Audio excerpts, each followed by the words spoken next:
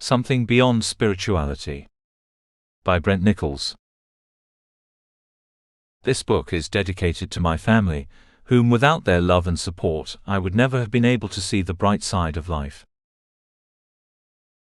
A note on edits. For the past 7 years, 2014–2021, I have been working simultaneously on 2 projects. One is a fiction book called The Legacy of Earth, and the other is the book which you are reading right now. Originally, I planned to professionally edit both of them with a budget of roughly $2,000. However, after using most of that budget to edit my fiction book, I decided not to spend the money professionally editing this one until I grew my audience. For this reason, I apologize if you encounter the occasional typo or grammatical mistake. This is not intentional, and I've done my best to read through the book multiple times. If you have any questions, comments, or corrections you'd like to see, feel free to let me know at brentalaska@hotmail.com. With that being said, enjoy the book. Thanks for reading. What is religion? Religion is not simply a superstition manufactured by the ignorant.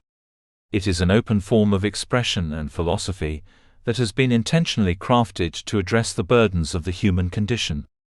We as human beings are not designed to be satisfied creatures.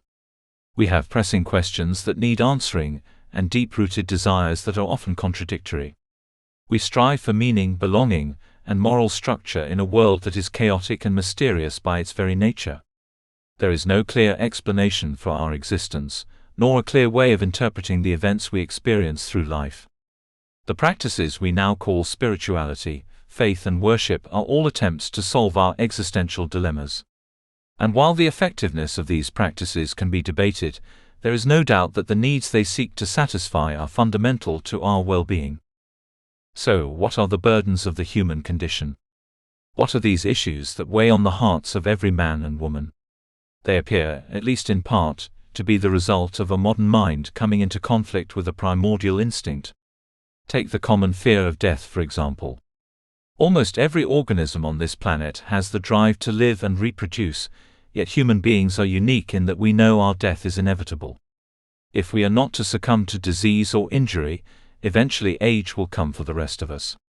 And no matter what we do to try and stay healthy, our bodies will ultimately decay just as every other human who has come before. Our instincts compel us to fear death, but our mind knows it's right around the corner. This mismatch between what we want to be true and what we know to be true causes an existential turmoil that is hard to resolve.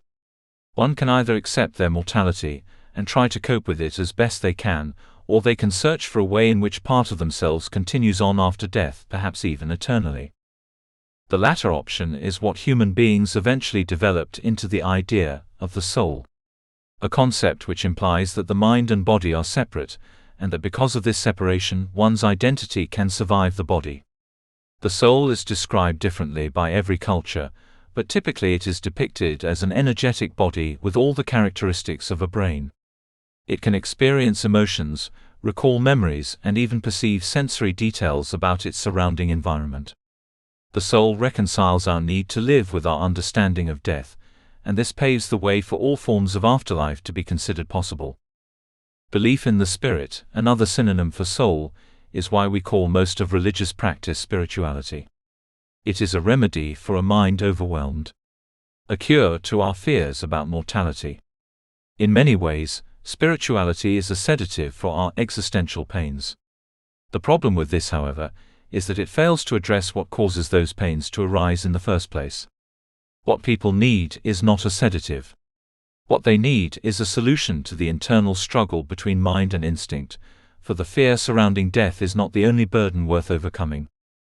There are many other contradictions in the human psyche that need resolving if one is to live a happy, healthy life. Another in particular is our aversion to pain. We are hardwired since birth to avoid pain and suffering. Yet we also know from careful observation that pain comes from within. Pain is not some external energy that strikes a person from afar. It is a sensation produced by the nervous system to motivate us towards or away from certain kinds of behavior. Our knowledge of pain can be useful when it causes us to avoid harm. However, it can also lead to self-destructive behavior when it is not mitigated properly. The reason for this is quite simple. The easiest way to end pain is to kill it at its source. And if the human body is the source of pain, then it becomes the biggest target of our abuse. This is where the behaviors of drug addiction, self-harm, and suicide come from. By interfering with the natural processes of the nervous system, one fulfills the drive to relieve pain, while damaging their sensory organs in the process. This contradiction between our drive to maintain life and health and our drive to avert pain is one of the cruelest aspects of our condition. Not only does it put us at blame for our problems, but it also instills upon us a certain responsibility to fix it. If the mind and body are indeed the source of suffering, then it is only through the mind and body that suffering can be overcome. The ancient mystics in the East correctly identified the source of suffering as an internal need that can't be satisfied. We want things that we can't always have. And though much of our desires are biologically motivated, they are increasingly impacted by culture as well. In response to this, many introspective thinkers have developed exercises that seek to alleviate their internal dilemmas. This is where practices such as yoga, meditation, and mindfulness come from.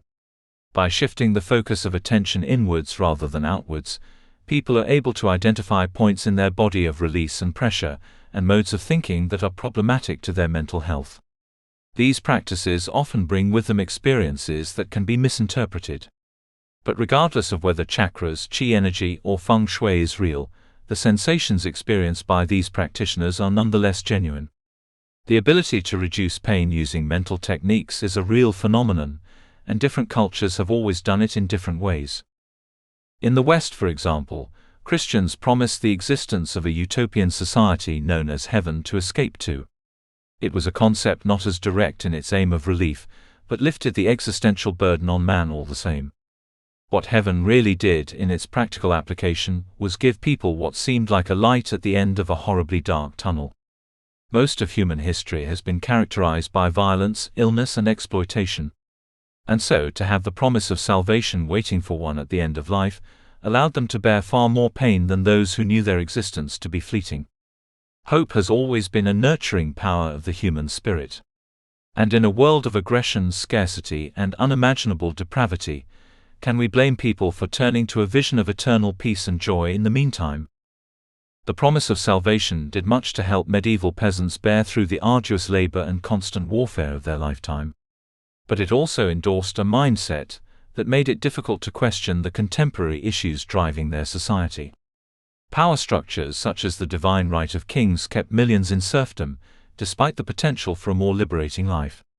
It also legitimized the rule of violent sadists, who more often than not invoked a mandate from heaven as the foundation of their monarchy. Throughout history, you'll find many familiar abstractions of faith littering human culture. In the Indian subcontinent, for example, the people of the Hindu traditions celebrated the cycle of rebirth known as reincarnation. This was a belief with a similar promise to heaven, except that salvation was found in waking life as one constantly progressed through lives. The idea of a blissful future life inspired hope in many struggling people.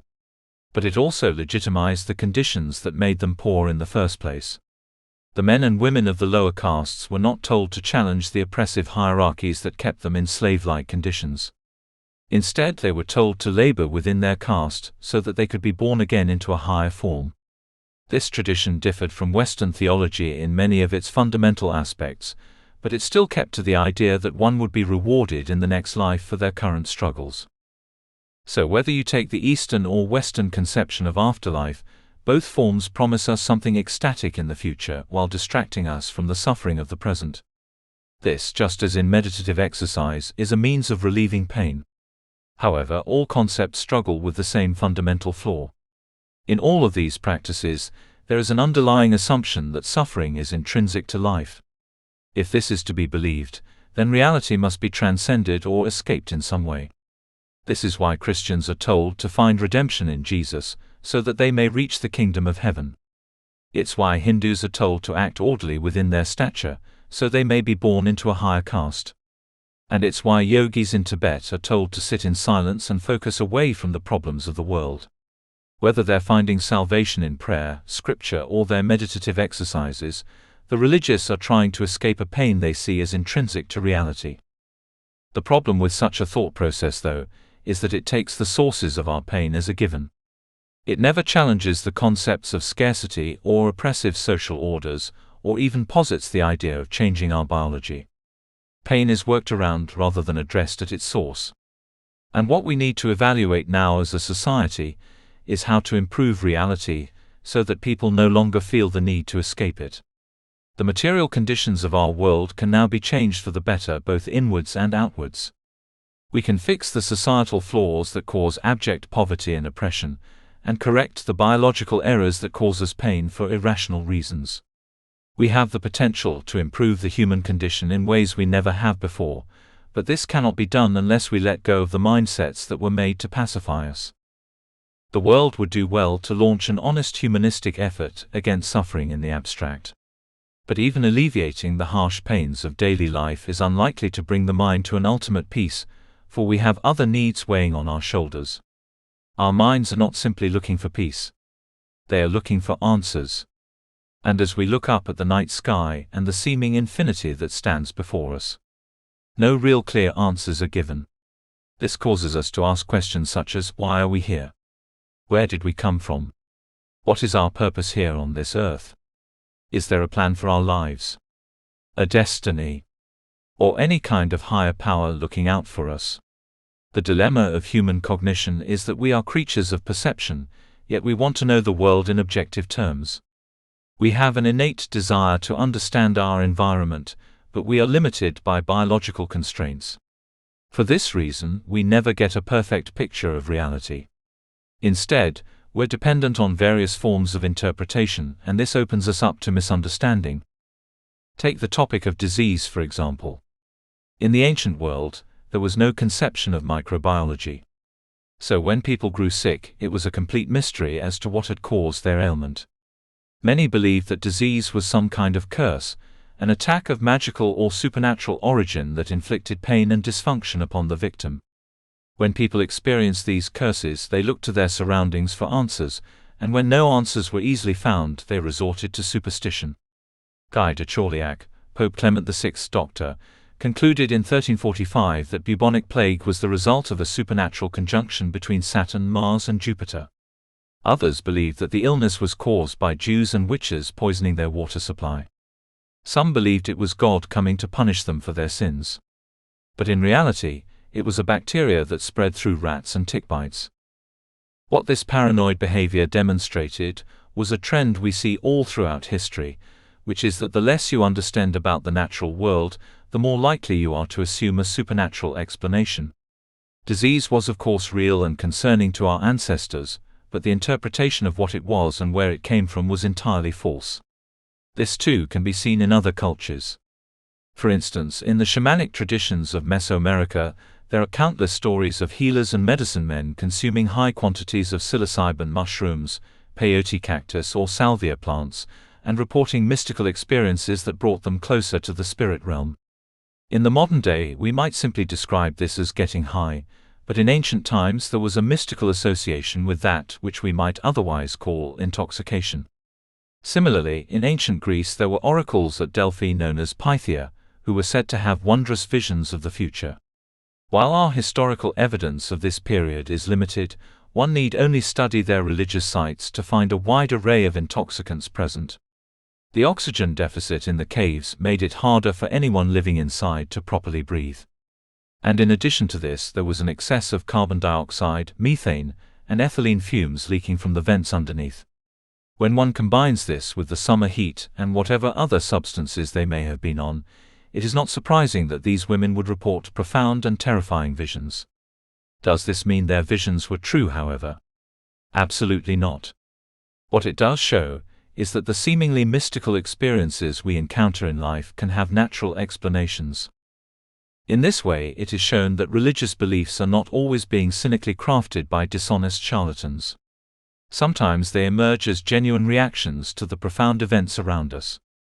The realization that incredible and even seemingly mystical experiences can come from neurochemical processes does not in any way undermine their significance. Instead, it shows that the natural material world is even more incredible than previously thought. When you look at the examples across history of superstitious traditions being widely practiced, it is usually because mankind is trying to make sense of something it doesn't understand. This is what religious critics often call the God of the gaps. The idea that when one doesn't have the answer to a given question, they insert a supernatural explanation as a response. Why, for instance, does lightning shoot across the sky? Perhaps there is a Greek god named Zeus waging heavenly war with his arsenal of thunderbolts. Why does lava erupt from the great volcanoes? Perhaps is it due to the Roman god Vulcan hammering away at his forge? Why does the sun come up? Perhaps it is the Egyptian god Ra moving across the sky. It may seem bizarre that our ancestors would come to such blatantly absurd conclusions, but one must remember that they didn't have the hindsight of modern discoveries to shape their lens of the world. The first humans lived in a time when science, philosophy, and history was in its infancy, and if we were in the same position, we would likely make the same errors. Imagine for a moment what it would be like to be there at the beginning of history. You have no books to read about the world because writing has not been invented yet. You have no one to talk to because spoken language hasn't been invented yet. You have no elders to pass down wisdom because your ancestors were literally animals.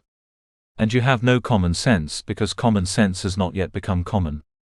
In this world, you would be a blank slate that knows absolutely nothing. You would have only your 5 senses to trust, and every conclusion you'd come to would be based on your own fallible mind. In such a situation, it would not be surprising if you made a few mistakes. Humans look for discernible patterns as a matter of survival, and though this ability has saved our lives on countless occasions, it can also lead to great delusion when false associations are made.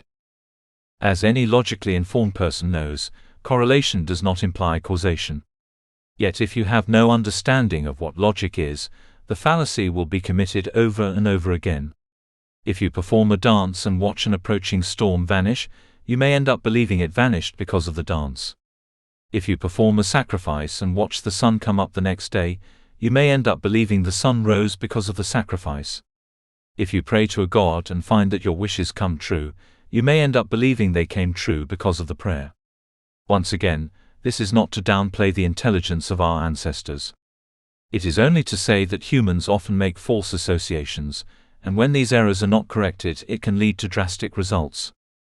By inserting supernatural explanations into the gaps of our knowledge, humans successfully overcame the fear of the unknown. By reinforcing our worldviews with compelling stories, we provided a sense of security to those struggling with seemingly unanswerable questions. Yet it was not only mysteries of the natural world that concerned the God of the Gaps hypothesis. The same tactic of inserting supernatural explanations was also used when answering questions of cultural value. For instance, what is the meaning of life? Perhaps it is to follow God's plan. What determines right and wrong? Perhaps it is adherence to God's law. Why should I respect the authority of a given civic institution? God is what grants our rulers legitimacy. In each of these cases, it comes back to a supernatural explanation underpinning the social fabric of society. In this way, God or gods and all the religious traditions that developed around them provided mankind with a solution to its contradictory nature. Religion established order in a chaotic world. It gave purpose to the lost. It struck fear into those wishing to disobey society's legal norms, and made sense of a deeply mysterious world. All of this, from a sympathetic perspective, could be considered a good thing. A helpful thing even. But there's just one problem with religion that even its most sympathetic viewers can't defend. It's wrong. Introduction: A world not made for us. The question often arises, is the earth fine-tuned for life, or is life fine-tuned for the earth?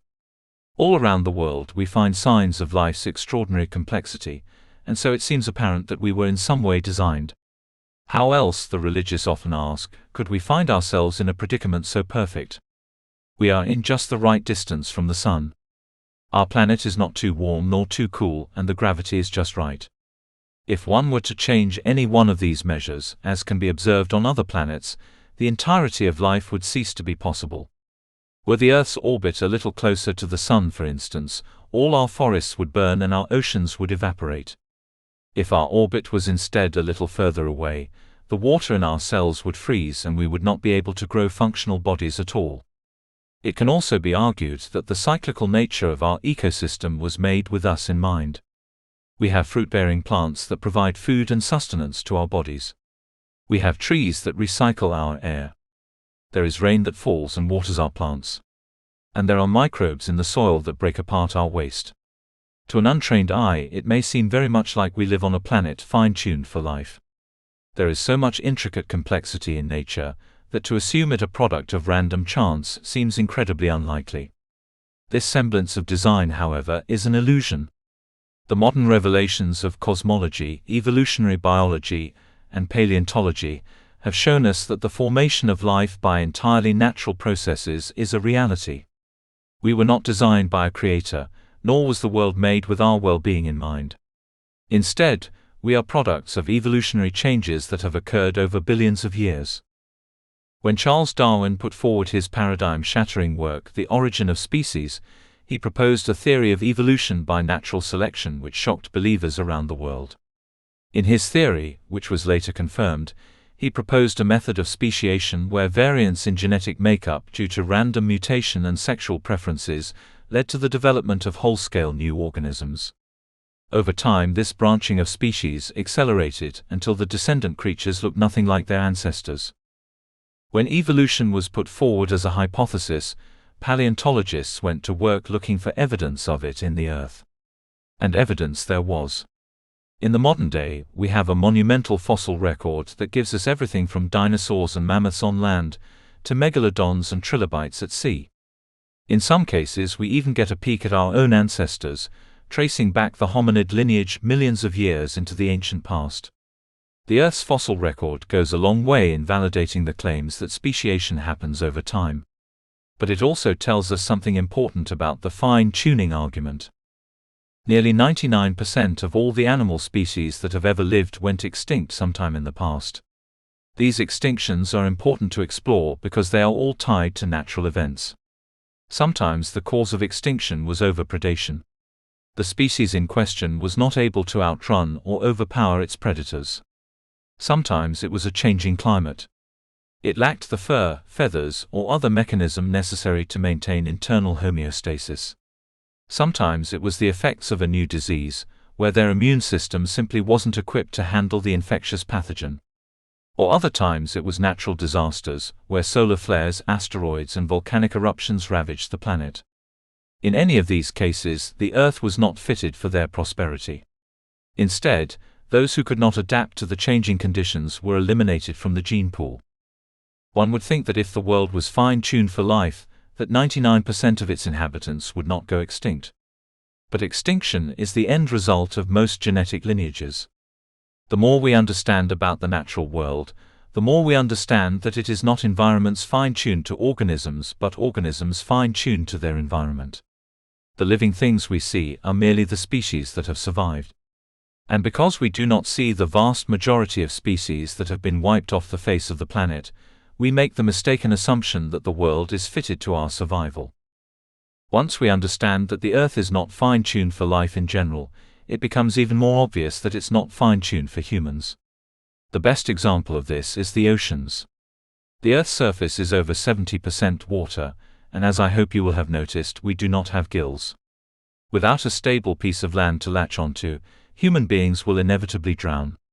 We cannot even drink the water that covers 70% of the world's surface, let alone live in it. Beyond this, the 30% of land that humans can occupy undergoes seasonal changes that would mostly certainly kill us absent some form of technology. With just our naked bodies, we could not survive the winter in most climates. Any region that reaches a freezing temperature for more than a few hours would kill a human in its natural state. The only reason human beings spread across the world the way we did is because we invented tools. We no longer needed to have bigger jaws or sharper claws than our adversaries. We needed only to invent a club or a bow or a gun to hunt our prey. Instead of growing extra fur or an insularly layer of fat, we merely fashioned clothes and learned to build fires to stead off the cold. When it came to crossing oceans, we built boats rather than growing fins. When it came to flying, we built planes rather than sprouting wings. The revolutionary adaptation that humans developed which made our survival possible was our intellect. More than brawn, more than agility, it was our ability to think abstractly, communicate and cleverly manipulate our surroundings that caused us to succeed where other creatures had failed. Our wits weathered us through many a conflict, and although we were clever, never was our cognition perfect. One of the traits that led to our initial success was the ability to recognize patterns in nature. By being able to associate black clouds and thunder with an approaching storm, one could seek shelter before it actually hit. By being able to recognize malicious behavior in animals, one could avoid predators before they were overpowered and eaten.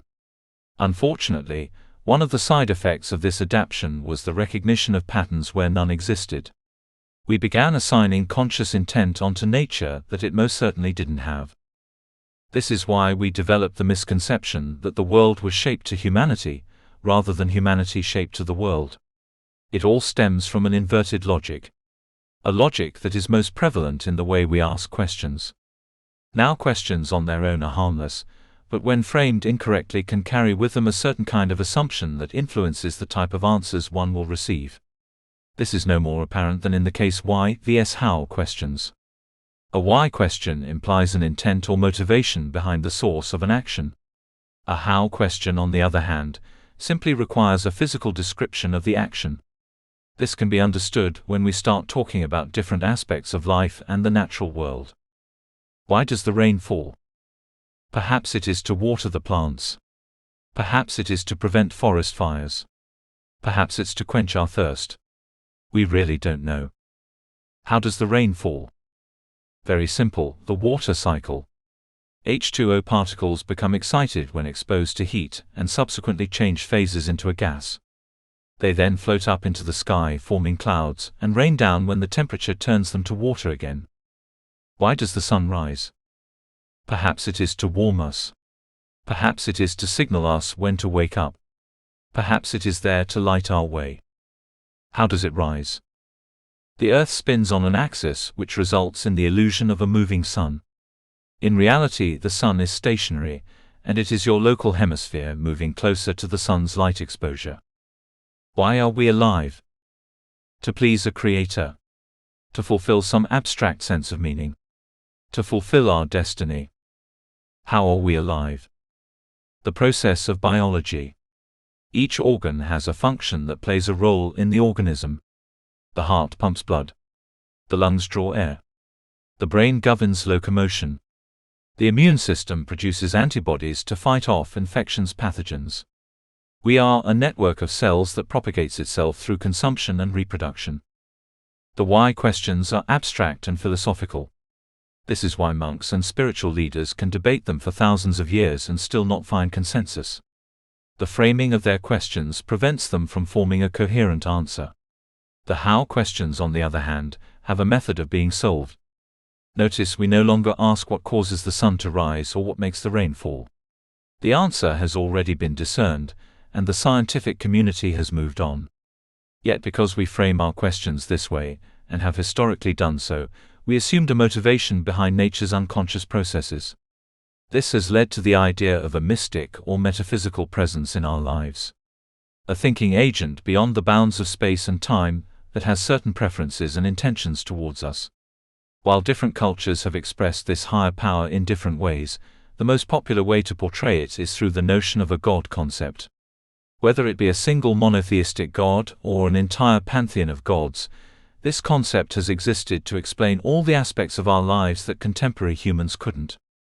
By using the God of the Gaps explanation as explained in the opening, religion found a way to provide answers for life's most important questions and comfort those who were distressed. Not only was it able to explain the mysterious world they lived in, but it upheld their value systems as well. When the Renaissance occurred in Western Europe and the scientific revolution that followed, religion received a challenge like none it had ever experienced before. No longer did we need the deity of Zeus to explain why lightning bolts shot across the sky. We now had a theory of electrical currents which more rationally did the same. No longer did we need the deity of Vulcan to explain the fiery explosion of volcanoes. We had the study of volcanology to explain the movements of magma beneath the Earth's crust.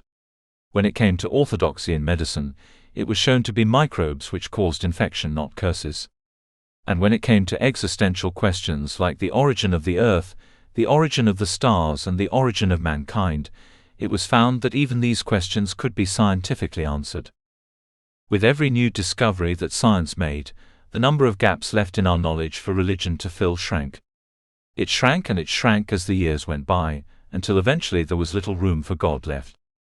Not only did this radically alter our view of the natural world, it very literally shattered the social fabric of society. Remember that for 1,000 years the monarchs of Western Europe ruled by the divine right of kings.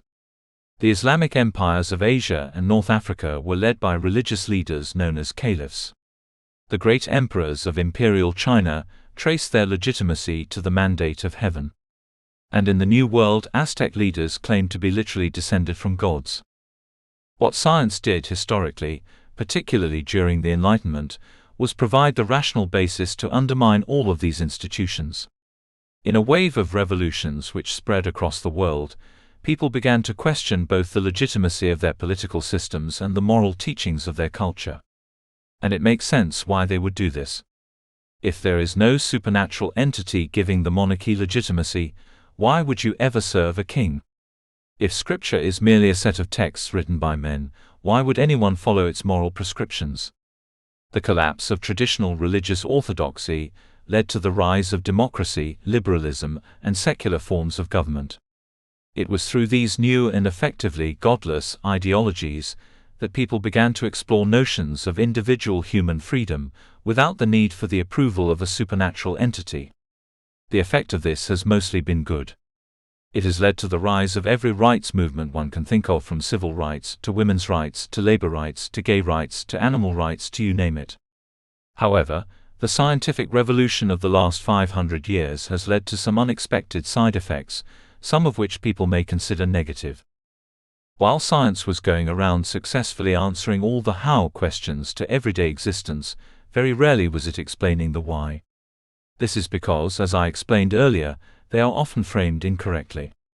Yet people who are raised within a religious paradigm expect that these questions will be answered.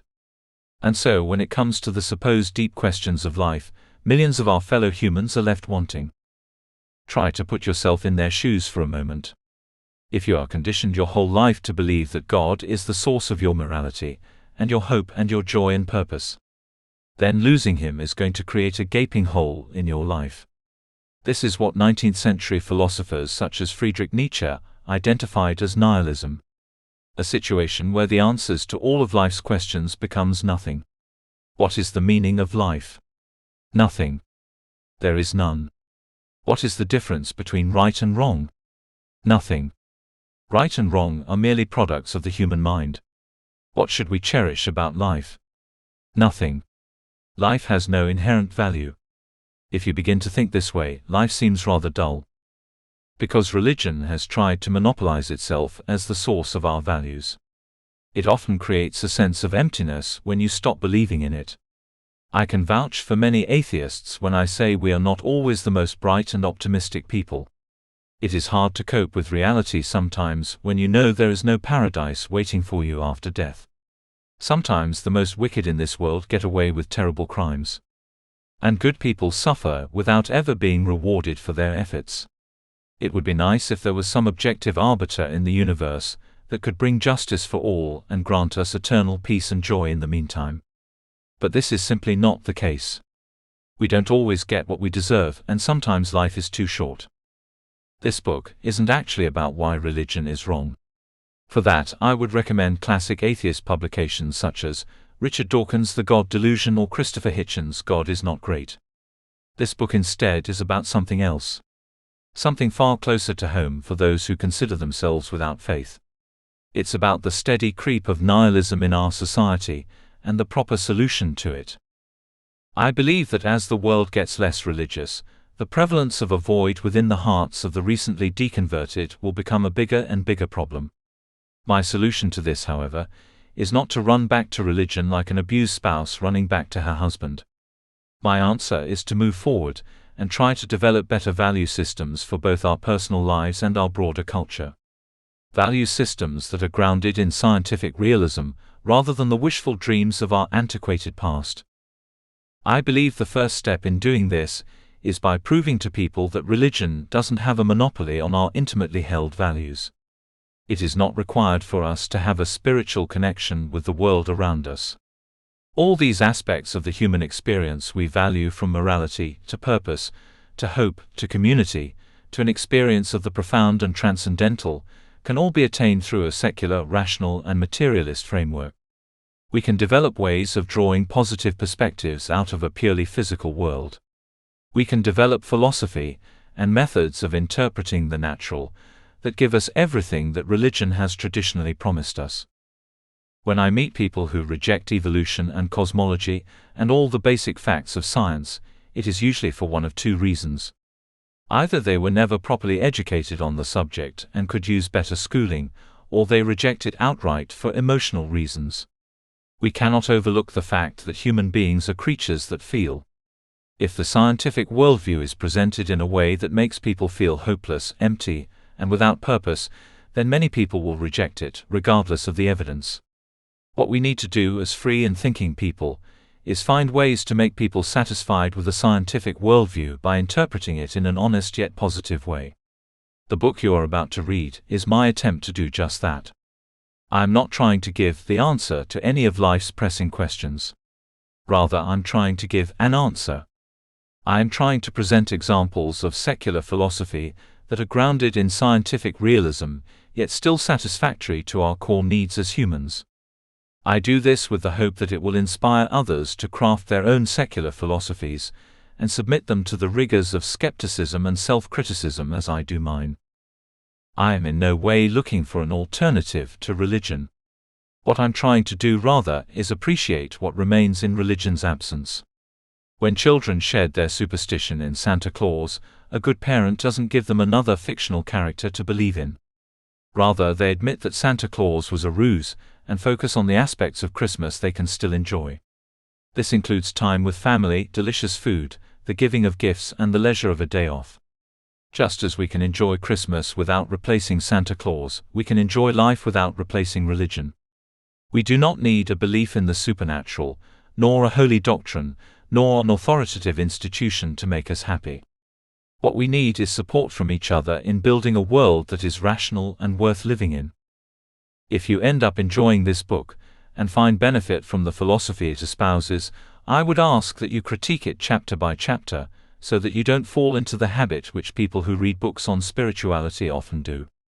Nothing I say in this book is above criticism. So don't interpret my words as a type of lecture or proclamation. Think of them as a contribution to the dialogue around humanism that has been going on since before I was born, and will continue long after I die. I write this book because I love the world, and want everyone to feel the same passion about it as I do. I wrote this book for people who feel lost. And so, without further ado, let me begin. Chapter 1: Forming an Epistemology. Before we can interpret reality, and thus develop beneficial perspectives from it, we must first have a clear understanding of what reality is. This will require us to develop an epistemological framework for judging truth claims. We cannot make a philosophy that claims to be fact-based until we have an agreed-upon set of facts to draw from. And this can be difficult, for there are many competing ideas about the nature of truth itself. So to begin, we must first make a clear distinction between two different kinds of truth. There is objective truth, that which is measurable, quantifiable, and existent, regardless of the individual, and there is subjective truth, that which is experiential, qualitative, and relative to the individual.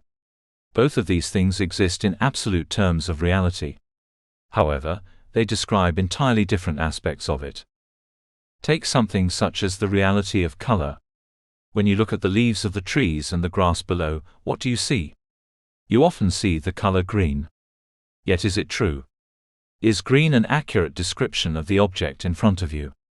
Color is an interesting phenomenon in that it has both objective and subjective details.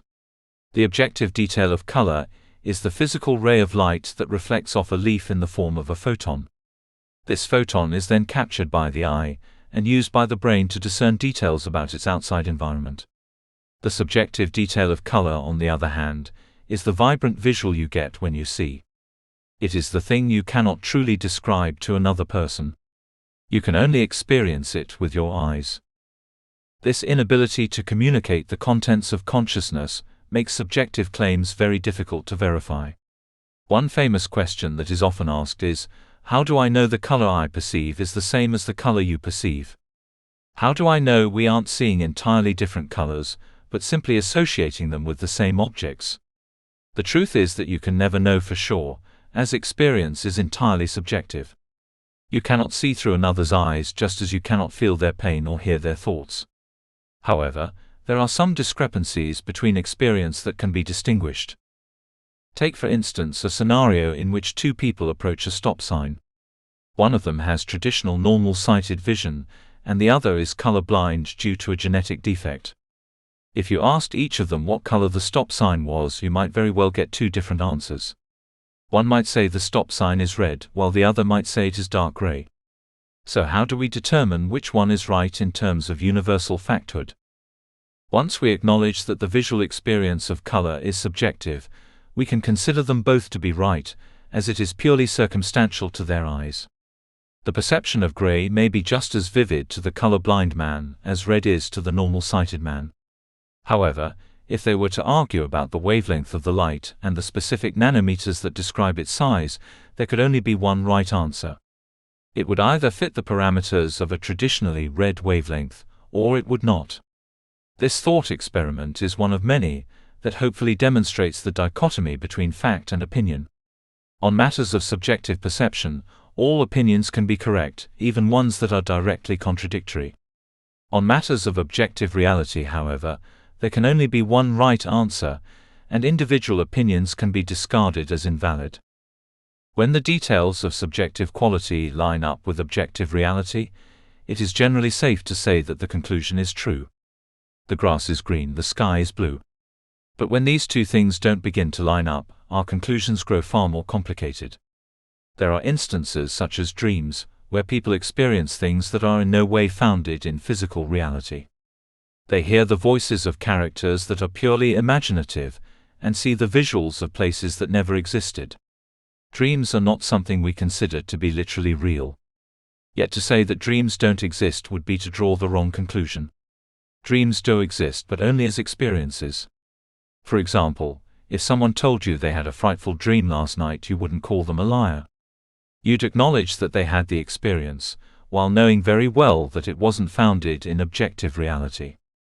In this way, it is understood that some things that are perceptually real to the individual are not true objectively.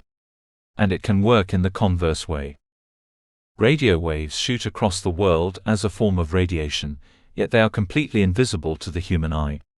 They are an energy that can pass through solid objects, and this makes them nearly impossible to register in our retinas. Because of this, we get no visual representation of their existence. From our subjective view, they don't exist. Yet we know they exist from careful testing and scientific validation. Our modern instruments have rigorously demonstrated that there are phenomena beyond our present bodily perception. Whether it be microbes that are too small to be seen with the naked eye, or gas that is too clear to be seen in the air, science has shown us that there is more to reality than what our minds reveal. The fact that you can't perceive something isn't an argument against its existence. And conversely, the fact that you can perceive something doesn't mean it exists. The world is filled with qualitative and quantitative realities, and our ability to distinguish between the two makes all the difference in the world. The common misunderstanding between objective and subjective reality appears to be the source of nearly all the superstition in history. Take, for example, the early practice of shamanism. Ancient humans with little understanding of biochemistry or the central nervous system would consume psychedelic compounds like psilocybin, ergot, and others to produce strange hallucinations in the brain. Once this level of intoxication had occurred, the brain began producing a distorted representation of reality.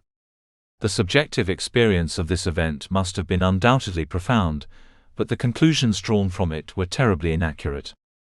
Because the shamans didn't know the difference between objective and subjective reality, every hallucination they experienced could be confused with a physical detail about their world. If they heard voices coming from the forest, they might very well believe in tree spirits. If they noticed humanoid figures in the shadows, they might very well believe in demons. These perceptions would no doubt be as real as life for the individuals experiencing them. But like a vivid dream, the mind has ways of bringing things into our awareness that aren't physically real. Because of this, we shouldn't immediately dismiss the supernatural claims of angels, ghosts, aliens, Bigfoot, or anything else. We should genuinely listen to the lived experience of individuals. However, if there is no physical evidence given to the claims made, we shouldn't take their stories as objective fact either. We know very well that people do not need bad intentions to take part in harmful mysticism. They only need to have an authentic experience that is not grounded in physical reality. By teaching people the difference between subjective and objective reality, they will be far less susceptible to confusion. If they eat a psychedelic plant in the woods, they won't immediately draw the conclusion of a spirit world. If they experience incredible sensation during meditation, they won't immediately draw the conclusion of chakras and energy fields. If they pray to God and hear a voice respond, they won't immediately become a believer. With the knowledge of these two distinct realities, people can filter through the mistakes and misinterpretations of their own psyche and give way to a more rational and realistic worldview. Of course, this is not to say that all the things I just mentioned are fake or merely hallucinations. I'm only saying that we should consider them as such until sufficient empirical evidence is given. We should take our own lived experience with a grain of salt, because we know very well about the fallibility of human beings. This is also not to say that there isn't something grandiose or supernatural about our physical reality. If radio waves can exist invisible and undetected to our traditional senses, what else might be out there? It is very possible that there are realms of existence beyond our wildest dreams still waiting to be discovered. So what I'm saying is not in any way to diminish the wonder of objective reality or human experience. It is only to say that they are two distinct things, and that we must be rational in our ability to distinguish between the two. But understanding the dichotomy of truth claims is only the first step in understanding reality. Once we understand that there are two domains of existence, we still have to determine what the contents of those domains actually are. The subjective realm is far easier to understand because it's based upon experience, and experience is self-justifying.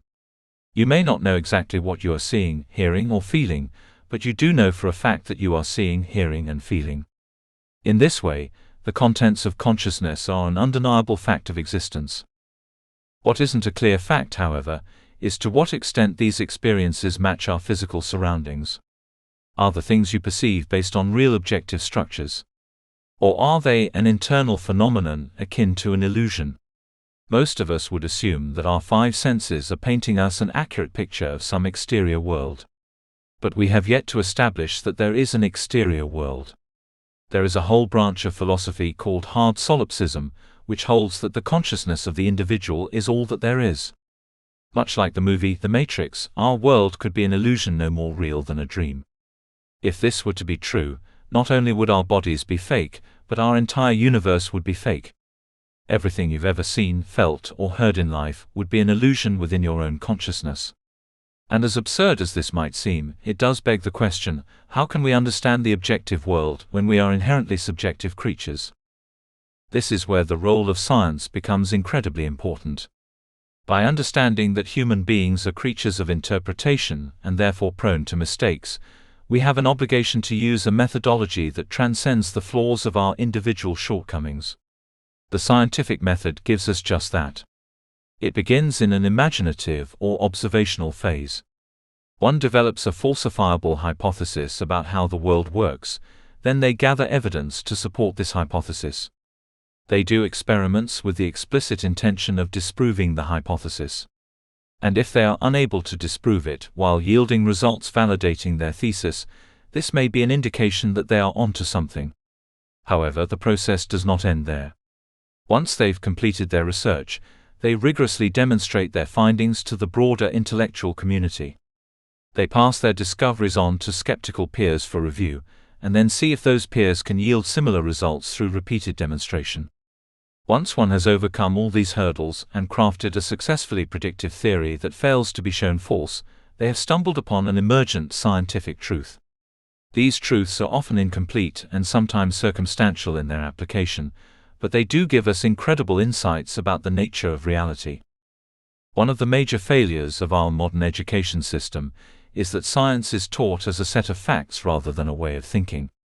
We spend too much time teaching children to memorize what we've already found to be true, rather than the methods we used to determine such facts in the first place. When science is approached in this way, it is no wonder people equate it with a dogma akin to religion. But the key difference between science and religion is that science can change its mind. There is no text in science that is sacred and unchangeable. There is no final word or prescriptive commandment cast down from a figure of authority. In science, theories are only considered apparently true when the results of an experiment bear out the experimenter's predictions. But as Karl Popper rightly pointed out in his writings on falsification, this is not always to be trusted. In the 4th century BC, the philosopher Aristotle developed his famous theory of gravity. In it, he proposed that objects fell at a speed proportional to their mass. Now, if we wanted to test Aristotle's theory, we would first have to design an experiment. One that would bear out a certain prediction if the theory held true. In this case, we might imagine that a hammer and a feather are dropped from a high place like a chair. If Aristotle's theory about gravitation is correct, the hammer will hit the ground first because it has a higher mass and therefore a higher speed. If Aristotle's theory is wrong, the feather will hit the ground first because it is an object of a lesser mass. So imagine for a moment you try this experiment. You drop the feather and the hammer from your hands and look down to see what the results are. As it turns out, the hammer is the one to hit the ground first. This apparently confirms the hypothesis, and so you give it to others to try. They go back to their laboratories and find the same result. At this point, you might be tempted to say that your scientific finding is now an objective fact. It has passed all the steps of the scientific method from experimentation to peer review to repeated demonstration. Yet is it truly a fact? Is Aristotle's hypothesis outright proven? Unfortunately not, and this is because of something called multi-causality. There are often many factors which can cause an event to happen. And in addition to this, objects can behave differently when put under unique conditions. The hammer may fall to the ground faster when moving through normal Earth-like environments, but what about environments we would find otherworldly and unusual? There was another scientist that lived about 1800 years after the death of Aristotle, who had a vastly different theory about how gravitation worked. Galileo Galilei, in his Leaning Tower of Pisa experiment, posited that objects fell at an equal acceleration rate regardless of their mass. In this experiment, two spheres of vastly different masses could be dropped from a tower and hit the ground at precisely the same moment. When this was tried, it bore out results that validated Galileo's claims. The two spheres landed simultaneously, with their mass playing no significant role. This baffled those still clinging to Aristotle's theory, because it upended what had already supposedly been proven true. The hypothesis could yield accurate results, it could be repeatedly demonstrated, and it could be replicated by skeptical peers on other parts of the globe. In effect, it was as much a science as anything else was. So what was it about his perspective that made it wrong? While it is true that a hammer will reach the ground before a feather under usual Earth conditions, it is not due to the hammer's mass. The reason why the two objects fall at different speeds is due to air resistance. The feather has a flatter surface area that comes into greater contact with the air, while the hammer has a shorter surface area which makes it more aerodynamic. This is why Galileo's spheres, which had vastly different masses, hit the ground at the same time. Their aerodynamism was roughly equal, and did not deter them from passing through the atmosphere at equal speeds. When one witnesses this in a vacuum, it is even more clear-cut. Which is why, in 1969, when the Apollo astronauts landed on the Moon, they performed such an experiment. With considerably low gravity and no oxygen to deter him, an astronaut named David Scott dropped a 1.32 kg geological hammer and a 0.03 kg falcon feather at the same time. On video it was recorded that the feather and hammer fell at an exactly equal rate. There on the Moon, it was shown that Galileo was indeed right and Aristotle was wrong. So what does all this mean? It means that while a scientific theory can be considered apparently true, we should never treat it as absolutely true. There have been many times in history where even our best evidence was faulty, our models were incomplete, and our experiments were poorly designed. This is not in any way to say that we should reject evidence, experimentation, or the scientific method. It is simply to say we need better evidence, better experiments, and better methodology. Aristotle's theory of gravity may not have been correct, but it gave us a framework for understanding observed facts that were consistent with the evidence at the time. His theory yielded a piece of the truth, but it was not the whole truth. And this is consistent with the entire history of science. All of us are to one degree or another limited by the constraints of our times. We lack the tools, perspectives, and gathered knowledge that future generations will be able to use. For this reason, when evaluating one's character and intellectual capacity, it is not as important to focus on what one thinks but how they think. What you think should be changing over time based on the new evidence available. However, how you think can remain consistently rational until the very end. Both a rational and irrational person will be wrong many times in their life. The only difference between the two is that a rational person will change their beliefs when new evidence contradicts them, while an irrational person will stay faithful to their dogma no matter what. Everyone in this world makes mistakes. But only those with sufficient intellectual humility can grow from them. So how does one think rationally? How does one develop the flexibility to grow and learn with time? Aside from the scientific method, there are two ways one can think critically and rationally. The first is to remain logically consistent in one's thought process. The other is to avoid fallacy and cognitive bias like the plague. Neither of these things can achieve to perfection, but much like the pursuit of truth, it is a goal worth striving towards even if we make occasional mistakes. Logic, if we are going to talk about it in plain terms, is about thinking coherently. It is about assuring that your worldview is without unnecessary contradiction, and that the conclusions you come to follow from the evidence you present. To give an example of this, consider the type of logical argument known as a syllogism. A syllogism is a form of deductive reasoning in which one makes an argument by linking their premises to a conclusion. An example of this is as follows. Premise 1: all men are mortal. Premise 2: Socrates is a man. Conclusion: Socrates is mortal. If premise 1 and 2 are correct, then the conclusion must be correct. If Socrates is a man and men are mortal, then Socrates must be mortal. However, if Socrates were in fact immortal, it would follow that he is either not a man or we are wrong about the potential lifespan of human beings. The premises and the conclusion cannot contradict if all statements in the syllogism are true. In this way, logic guides our arguments, judging if the conclusions are sound, and science tests our premises, judging if they are true. The two work in unison, aiding our worldviews so that we are not as prone to mistakes in our thinking. When we come to false assumptions not because of poor evidence, but because of poor reasoning, it is usually because we have committed what is known as a logical fallacy. A fallacy is an unsound argument which causes one to falsely arrive at a particular conclusion.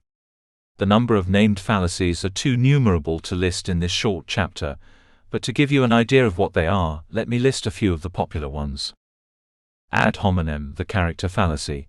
An ad hominem fallacy occurs when one tries to refute an argument by attacking its source rather than the merits of the argument itself. For example, one might call their debate opponent stupid, untrustworthy, or immoral, rather than refuting the evidence they have put forward. This doesn't mean that the attacks are incorrect. One's opponent may genuinely be stupid, untrustworthy, and immoral. The only reason why such an attack is a fallacy is because the source of an argument has no bearing on the factuality of it. We judge the factuality of a claim by its evidence. So if one wants to refute an argument, they must refute the evidence presented by their opponents first. Ad populum, the bandwagon fallacy. An ad populum fallacy occurs when one tries to justify a position by how many people believe it.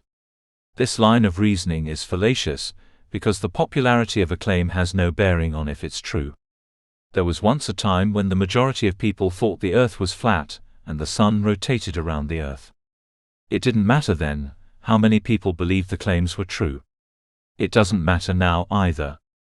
Once again, we judge the factuality of a claim by its evidence. So if one wants to support a claim, they should present evidence rather than appealing to its popularity as proof. Ad verecundium, the appeal to authority. An appeal to authority fallacy occurs when one tries to justify their position by showing its support from authority figures. This figure could be a religious leader, scientist, politician, author, poet, philosopher, or anyone else. The reason why appealing to an authority is a fallacy is because even experts can be wrong. No human being is an expert in all fields. And even in a field where they show considerable expertise, we are all still prone to mistakes, errors, and misunderstandings. Ignorance does not evade any of us. So to treat the word of any human being as gospel is logically faulty. The list of formal fallacies goes on, but what is important to understand is that knowing them helps us identify the flaws in our reasoning. Logic is one way of weeding out contradictions and invalid assertions in our thought processes. Understanding human cognition is another. Cognitive bias, which is an unhelpful byproduct of our evolutionary psychology, causes us to come to conclusions without proper reasoning.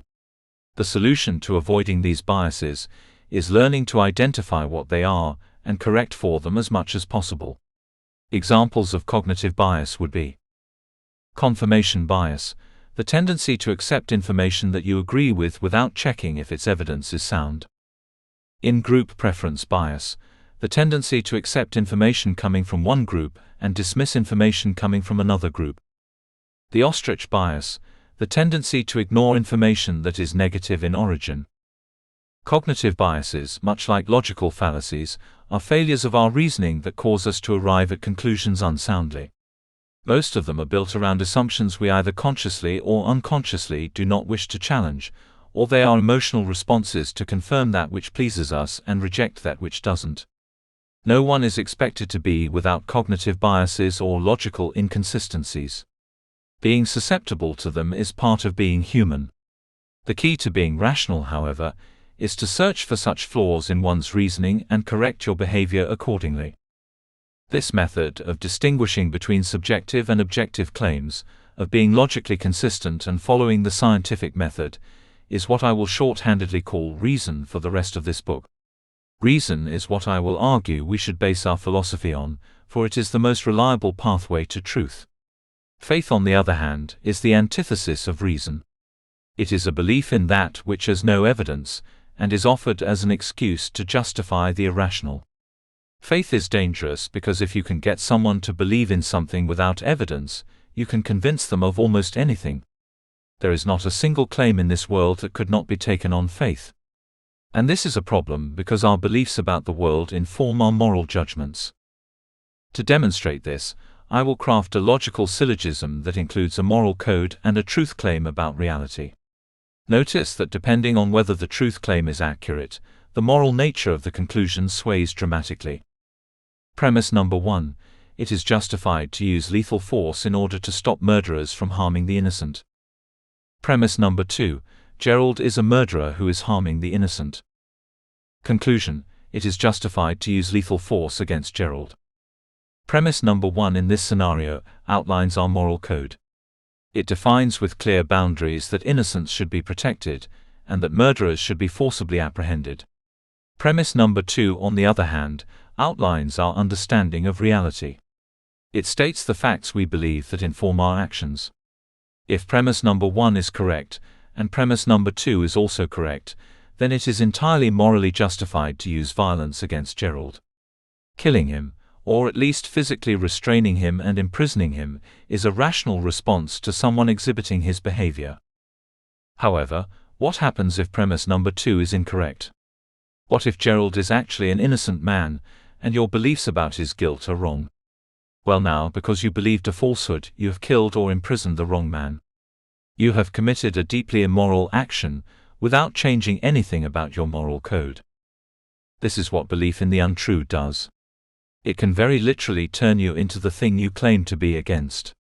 If your morality is to protect innocence, and your false beliefs about the world cause you to harm innocents, then your false beliefs have turned you into an immoral person without realizing it. This is where Voltaire's famous quote, "Those who can make you believe absurdities can make you commit atrocities," becomes so incredibly relevant. If you truly believe that vaccines cause autism, then it is morally justified to deny your children vaccines and leave them susceptible to disease. If you believe that Jews are not actually human but subhuman vermin that control your society and ruin your lives, then it may be morally justified to vote for the Nazis.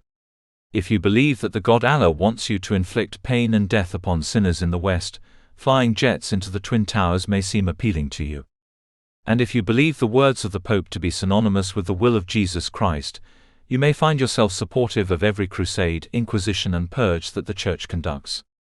While it is true that there are genuine sadists and psychopaths in the world who enjoy inflicting cruelty for its own sake, most human beings believe their actions are morally justified.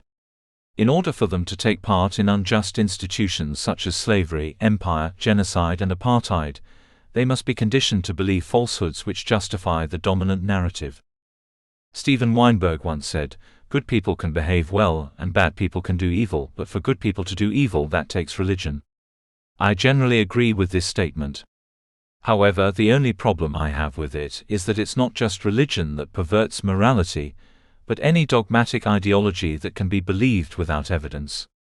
Communism, fascism, and nationalism are ideologies that can be subscribed to by atheists, yet they have committed purges, forced conversions, and spread empires just as frequently as religions have. When you look at the show trials of the Soviet Union conducted to force confessions out of political dissidents, is it really that different from the Christian conquistadors forcing admissions of guilt out of pagan non-believers in the New World? When you look at the North Koreans' hysterical, over-the-top displays of devotion and reverence towards their non-elected heads of state, does it not remind you of the Egyptian pharaohs that were treated like god-kings during the age of antiquity? What these vastly different ideologies all have in common is the dogmatic notion that they are in the possession of an unalterable truth that must be exported by indoctrination or force. Their supreme leader, whether it be a man or a god, is presented as flawless and irrefutable. And therefore, the commands the leader gives, no matter how terrible, cannot be questioned. Certainty in one's position is what all fundamentalists have in common. The only antidote to this disease of cognition is reason. Skepticism should be applied to everything. Our economic theories, our political doctrines, our cultural norms, and of course our religion. This is why I will claim it is not good enough just to be an atheist. One must be consistently a skeptic in all aspects of their life, or else they open themselves up to unnecessary bias and irrationality. The great conflict in this world is not between believers and non-believers. It is of faith versus reason and dogmatism versus skepticism. Now there are some who will argue that we all have faith, that we all believe in something. This, however, is a conflation of faith and rationally justified belief. While it is true that we all believe something, it is not true that we all believe in something without evidence. We can be reasonable in beliefs we adopt, and for this reason belief should be a matter of pragmatism. Since nothing can be known with certainty, everything must be judged by its level of probability. Probability will then determine whether one is going to exert the energy to go investigate if a claim is true. If someone told me they had a pet dog, I would likely believe them. This is not because I have any direct evidence that they have a dog. It is because I know people own dogs. It is a common pet. We have evidence of people owning dogs across the world. If I wanted to know they had a dog with certainty, I would still have to go see it. But since the probability of them owning a dog is high, I will not exert time to go investigate. However, if instead of owning a dog they claim to have a pet dragon, I would need compelling evidence for this in order to believe. Dragons have never been demonstrated to exist, and in fact there is plenty of evidence that they don't. For practical reasons I wouldn't believe in dragons. But this does not mean they don't exist. What it means is that we should follow the old Carl Sagan quote, "Extraordinary claims require extraordinary evidence." This too is how I treat claims of the supernatural, arguments for a hard solipsism, and other miraculous claims that would overturn our current paradigms of reality. It is not that I don't want the mysterious and profound to be true. It is that I truly care about what is true, for obvious practical and moral reasons. Getting the facts about reality right, and getting the facts about morality right, are the two most important things we can do. Everything about living happy and healthy lives, and maintaining an advanced civilization, is predicated on the notion that we sufficiently understand reality. In order to accomplish this, we cannot afford to be ideological. Anything that makes us inflexible in our thinking, or unable to change our worldview to new evidence, must be discarded. General theories or philosophies may be useful in helping us go about our lives or solving problems.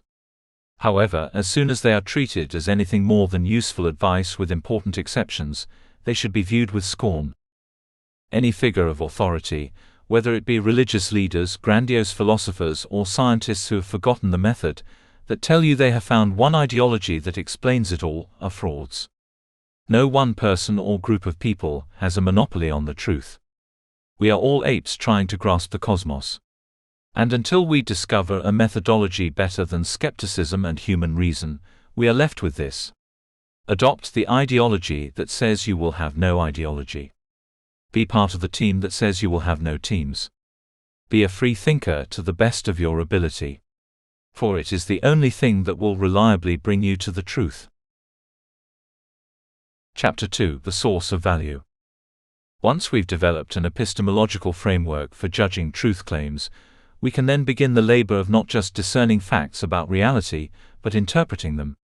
It is here that we can craft secular philosophies based on what is, rather than what we imagine to be true about the universe.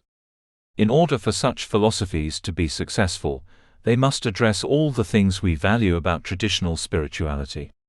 This includes a sense of purpose, morality, comfort, hope, social cohesion, and transcendental beauty.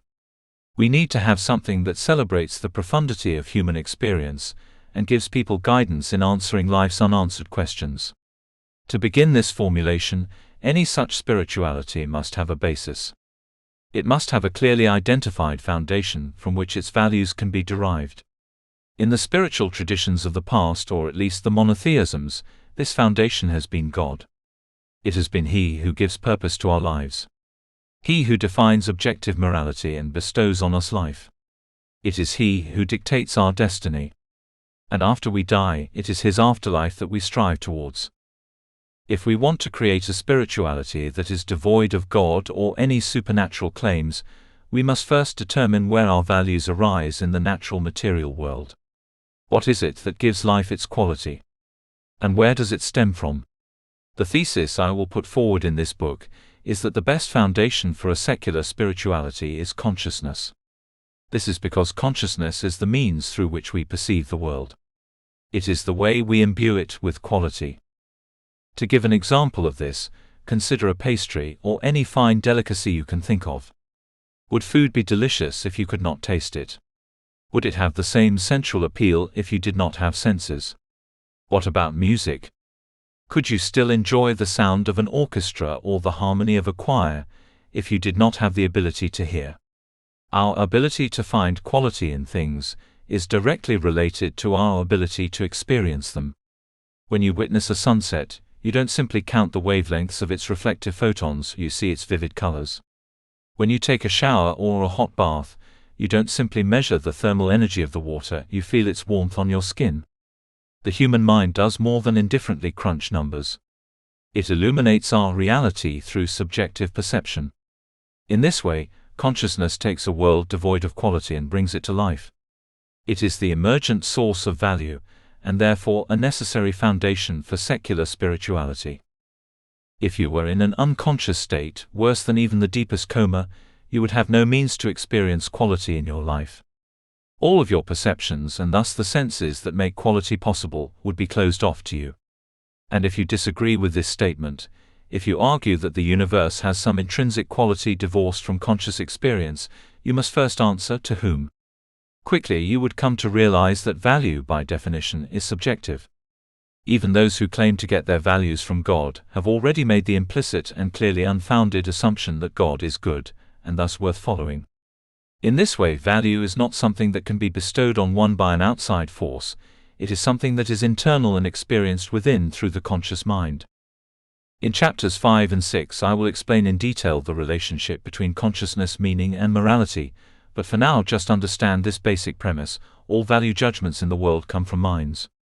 Emotions, experiences, and senses are conscious states of the brain and central nervous system. This means that all the powerful emotions religion invokes, such as comfort, belonging, love, joy, peace, liberation, and hope, can be understood through our complex neurophysiology. By using science and reason, we can understand human well-being as a biological process. We can then use our critical faculties to employ medical, cultural, and material changes to the world that increase the quality of our lives and help us achieve our goals. None of this requires faith nor appeals to divinity. We can have a complete spiritual worldview that does not need the interference of supernatural entities. However, I feel as though I'd be lying if I said that consciousness is fully understood by the scientific community. Even biology, something that is understood straightforward as a material process, has not been fully explored. And consciousness may be more elusive still. One of the problems with even talking about consciousness is that it lacks a proper definition. So for the sake of this discussion, I will define consciousness as the ability to process internal and external stimuli and experience it subjectively. It is not just our body's understanding of the world, but the experiential quality of it. This definition is perhaps problematic, because it invokes the subjective-objective dichotomy explained in the previous chapter. But it is an incredibly important distinction to make if we want to understand the term in its entirety. The objective process of consciousness is the biochemical reactions that allow the body to interpret information. It is the neurons firing from one synapse to the next. It is the neurotransmitters binding to their receptors. It is the network of sensory organs giving stimuli to the mind. All of these things are mechanical processes that give us an objective measure of how consciousness is produced. The subjective process of consciousness, however, is its experiential nature. It is the fact that you have the experience of joy when oxytocin is released into the blood. It is the fact that you can see a vivid image when a photon enters the eye. It is the fact that you hear the sound of the outside world when your eardrum vibrates. This distinction between the objective physical measures of consciousness and the subjective experience of it creates a dilemma that the philosopher David Chalmers calls the hard problem of consciousness.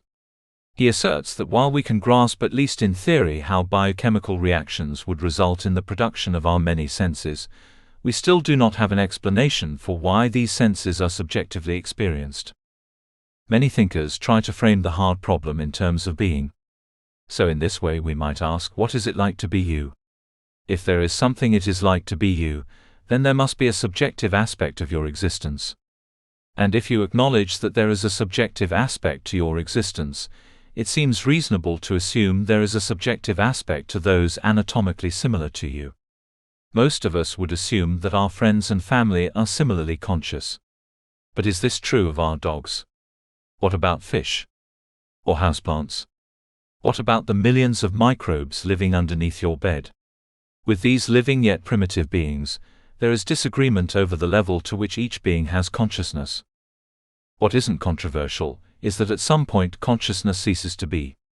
There are few that would argue rocks and dirt have any semblance of experience, and if that's true, then we must assume they have no inner being. Because there is no indication of sentience within the raw materials of the earth, it is safe to make a distinction between objects, inanimate matter, and subjects, animate matter or conscious beings. Making this distinction is important, for it sets the parameters for what we consider life. When a material body first opens its eyes and experiences consciousness, we call that birth.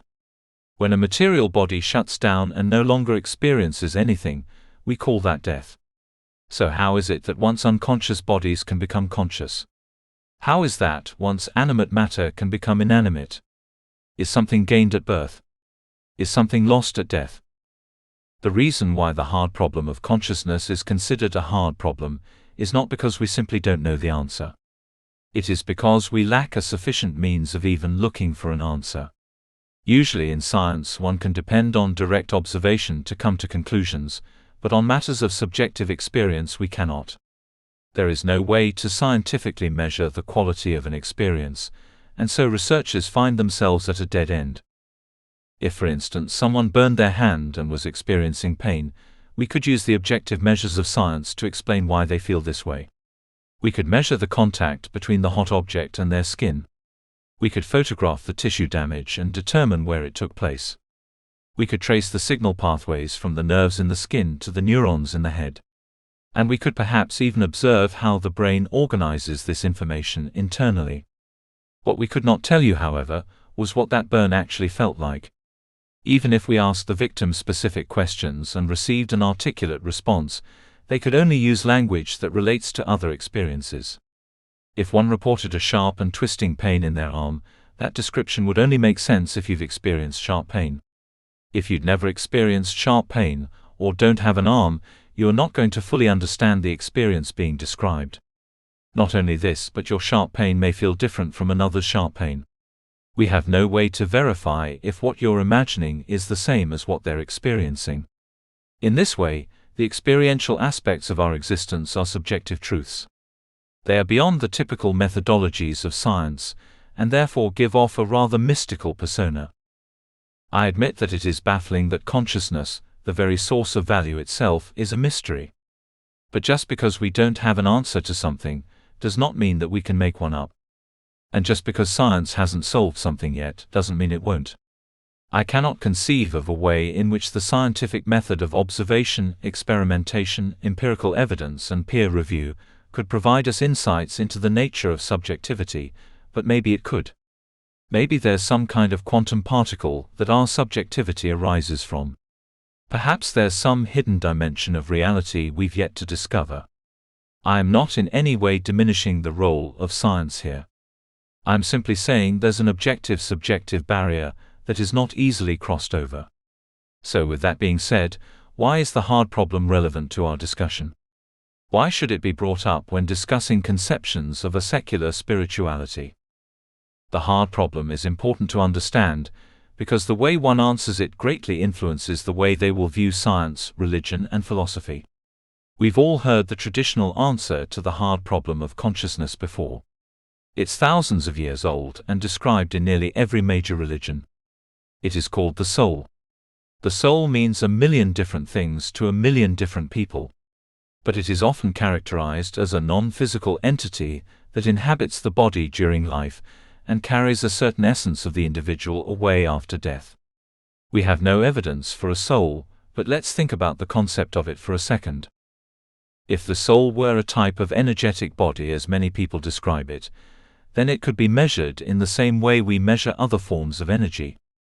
The microwaves broadcasted by our phones, for example, are shooting around our heads at every moment, yet they are totally invisible to the naked eye. One could say that they are a similar concept to the soul, in that they are an unseen energy that affects the world around us. Yet microwaves still have a physical signature on the Earth, as do ultraviolet rays, gamma rays, and everything else. If something is an energy, whether it be kinetic, thermal, or electromagnetic, there is an objective way to measure it. So the people who claim the soul to be an energy have a tremendous burden of proof on their shoulders. On the other hand, there are some who claim that the soul is even more non-physical than an energy. This conveniently causes it to be undetectable by our instruments, yet these people still hold to the idea that the soul interacts with human consciousness in some way. If this is true, and there is an entity that is playing a role in thoughts, memories, or emotions, we should be able to see signs of it in the brain and nervous system. We never do, though. We have a totally valid understanding of human cognition that does not require outside entities.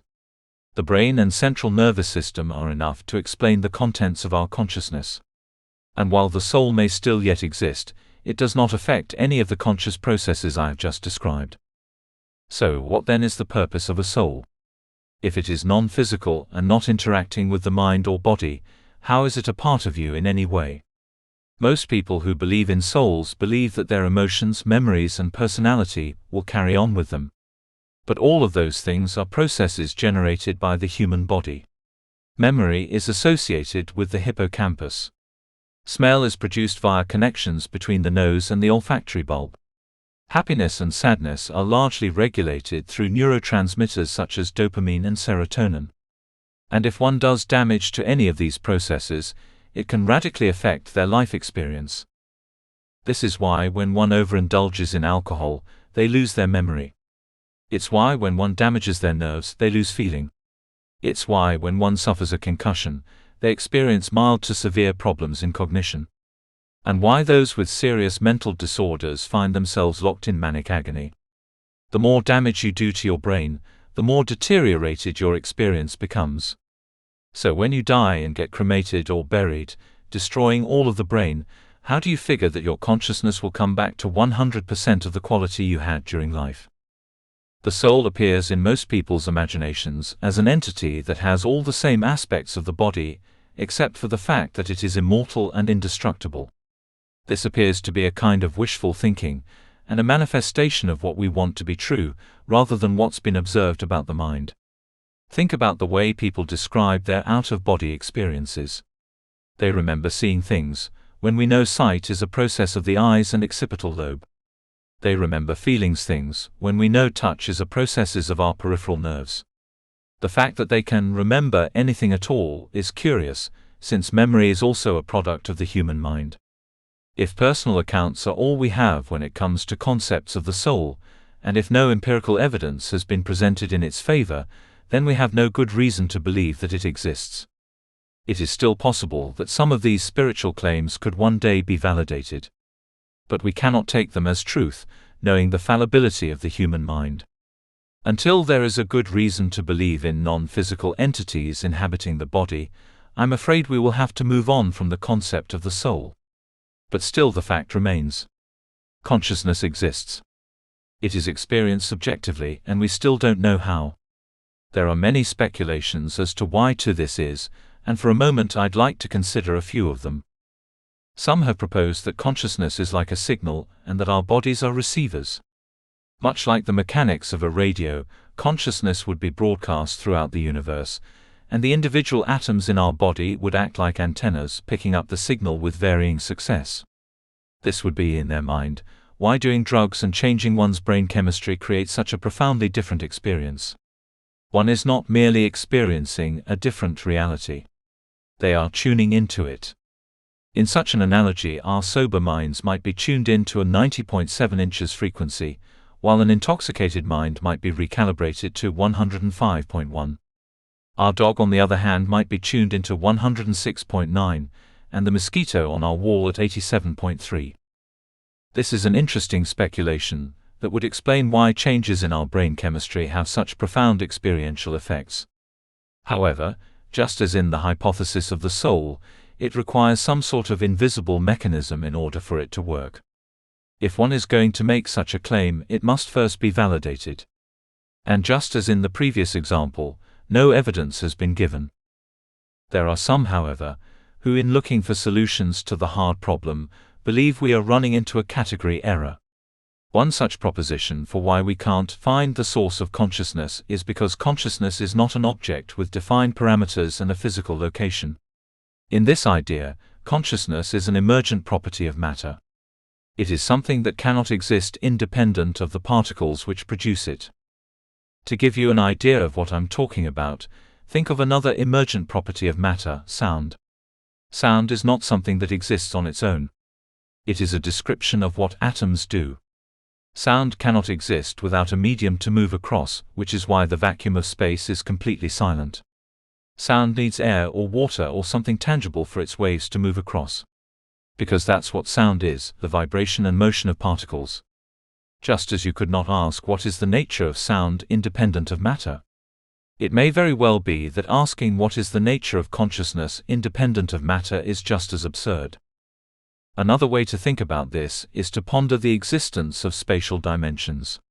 When one thinks about the three typical dimensions of our world, up and down, left and right, forward and backward, they exist as properties of objects. They do not exist as independent objects in and of themselves.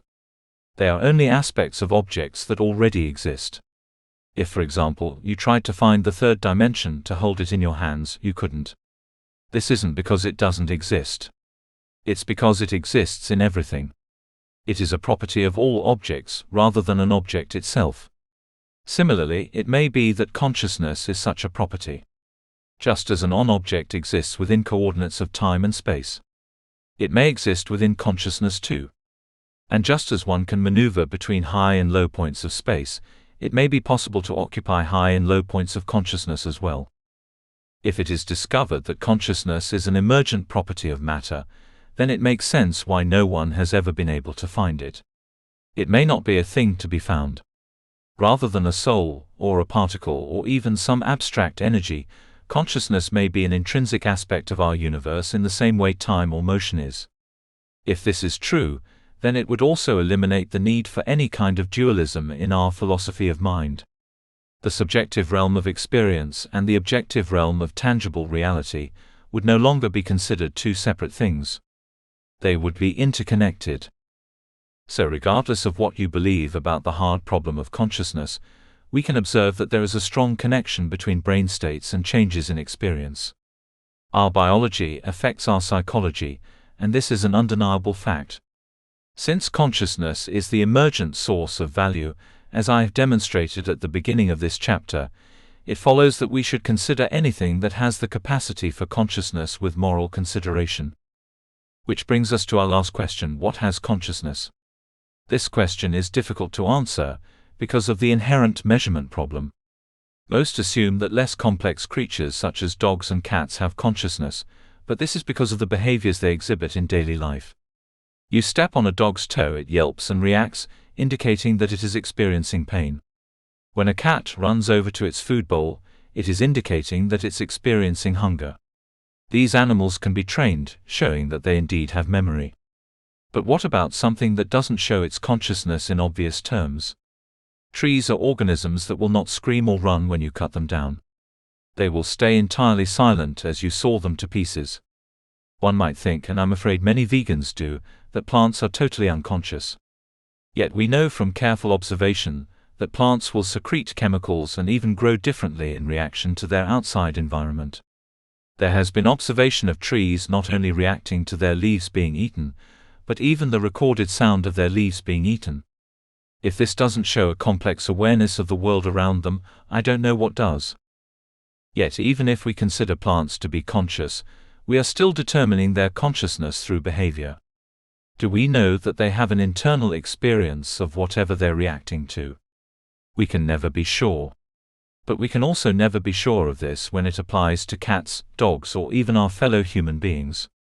For this reason, we should treat anything that behaves as if it has consciousness with respect. This doesn't mean there won't be trade-offs between the wants and needs of other organisms. It is only saying that our values must reflect the concerns of the living and conscious, because there is no feasible conception of value which exists beyond that. Understanding consciousness, I believe, is the key to mending the rift between materialism and spirituality. For once human beings recognize that they are conscious and yet material beings, they will understand that this mechanical process we call science is the true source of every moment of beauty and profundity we call spiritual. The two do not need to negate or contradict each other. They can be understood as different ways of interpreting the very real facts of our natural existence. A materialist philosophy can also be a spiritual philosophy.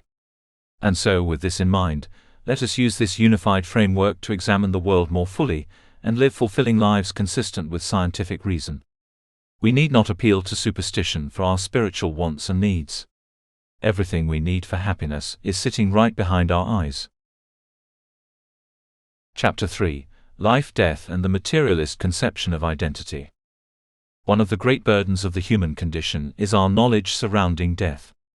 On one hand, we have primordial instincts that demand we must survive, while on the other hand, we as thinking beings have realized that inevitably we must die.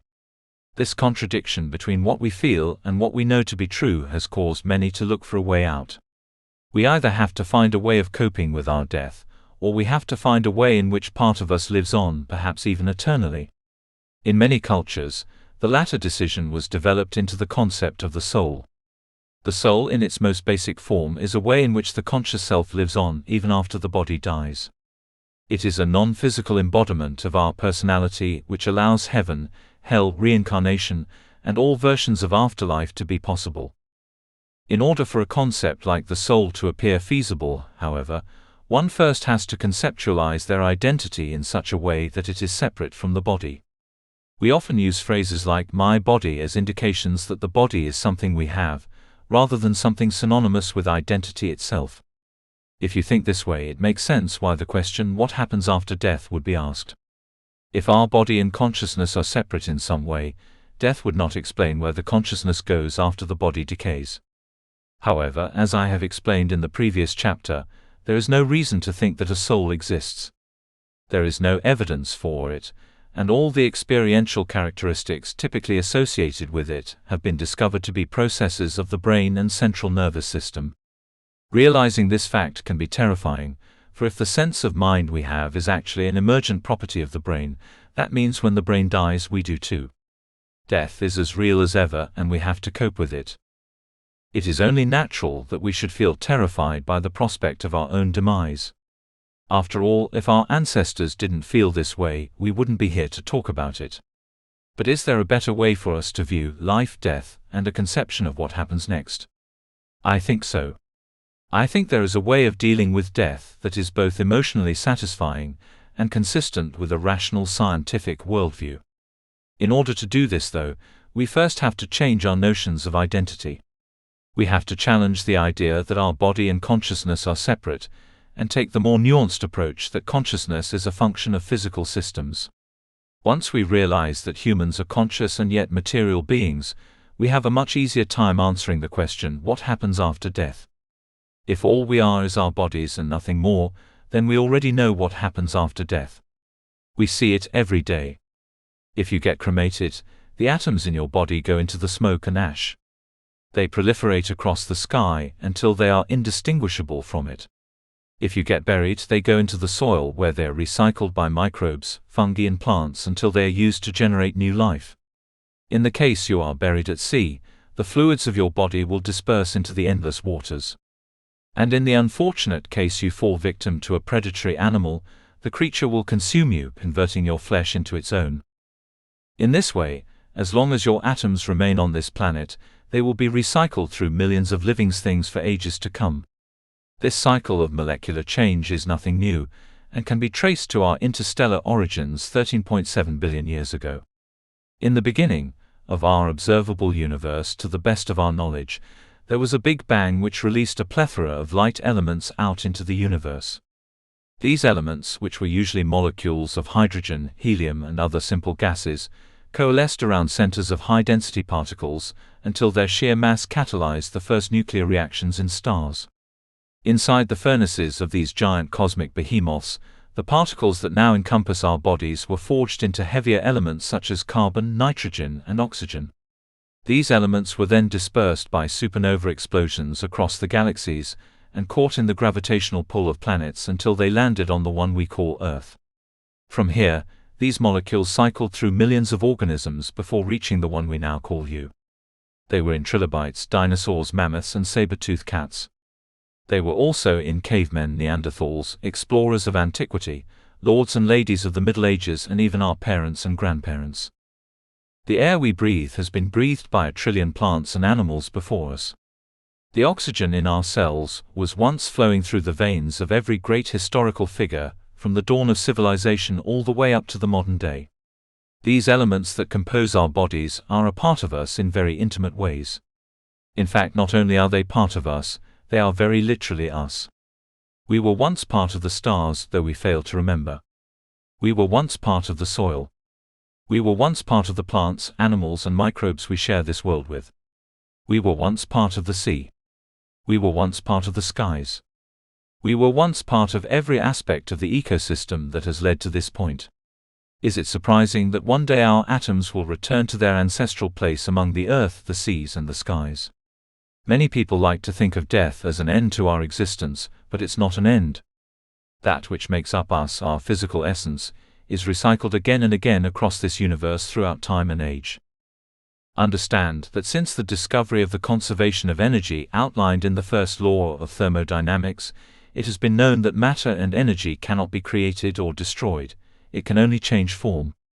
That which exists on this earth has existed since the Big Bang, and will continue to do so for untold trillions of years until we discover whether or not the universe has an ending. In the meantime, Einstein's equations have shown that when an atom splits, that which is lost in mass can be accounted for in new energy. The same can also be said in reverse: that which is lost in energy can be accounted for in new mass. E=mc², the most widely known physics equation in history, can give us some reassurance that as long as the universe exists, our physical essence in some way, some form will continue to exist. With this understanding, we must re-evaluate our problematic notions of death. What is death, if nothing about us disappears? Many will admit that while the physical materials that compose our body do not literally disappear, it is our loss of identity, particularly our loss of bodily form, which we should use to characterize death. This is of course more accurate and closer to the truth than the idea of a soul vanishing, but it is not without its own problems and misconceptions. For starters, even during life your body is not a fixed object. It grows, learns, scars, and heals over time as each new day unfolds. The cells in your body are not the same ones you had 10 years ago, and the atoms that composed you at birth have been almost completely replaced. Physically, you are not the same person you were yesterday, nor the month before, nor the year before, nor the decade before. And the same applies to cognition too. Your mind is not a fixed object. Your perspective, your senses, the way you process emotion have all changed over time for better or worse. The human being, both physically and mentally, is always changing. You literally are not the same person you were in the past. So death, as a physiological change from a body into something else, is not truly an end. It is yet another change that we must experience like all others. The only difference between death and the change we face every day is that death is a bigger change than we are used to. However, simply explaining this is not enough to stop the anxiety that surrounds the end of life. It will not be enough to console a person who has lost a loved one, or remedy the existential angst that fills many hearts. In order to comfort those who are dealing with the prospect of death, we must address the loss of consciousness that occurs when the body shuts down. More so than any sense of self or physical description of the body, it is our consciousness that people identify with above all other things. We can understand that the brain grows and changes over time, but this feeling of continuity to consciousness, this feeling that there is something static that perceives our changes, is a thing that we cannot imagine losing. What happens when this continuity stops? What happens when the experiential aspect of the self vanishes? Do the lights go out, so to speak? Are we encapsulated in an impenetrable darkness for endless ages to come? People have a natural fear of the unknown, and as Alan Watts once noted, a lot of people are afraid that when they die, they're going to be locked up in a dark room forever. This is absurd, considering the fact that we all know what it is like to be unconscious. One way to picture it is to imagine a deep dreamless sleep that you never awake from. Another way is to remember what it was like to exist before you were born. You have no memory of your pre-birth, because your brain did not exist. Not only were you unable to perceive the universe, there was not yet anything resembling you that was capable of perception. In this way, non-existence is nothing to fear, for you cannot be angry, you cannot be sad, and you cannot feel pain. Non-existence is the ultimate notion of neutrality. It is peace. An eternal tranquility that cannot be disturbed. If this is what death is like, then we have no reason to feel afraid. Does a rock care when it's being skipped? Does the dirt care when we walk on it? No. These inanimate materials have no sensory experience or internal processing to make value judgments in the first place. They are as dead as we could ever be, and we don't go around worrying about the emotional state of dirt. Sleep may be the best analogy for the unconscious state of our afterlife. The only problem with framing it this way is that in traditional sleep you wake up. Sometimes you might feel a little groggy at first, but eventually you snap back into a normal state of consciousness. Now what if I told you that death was no different?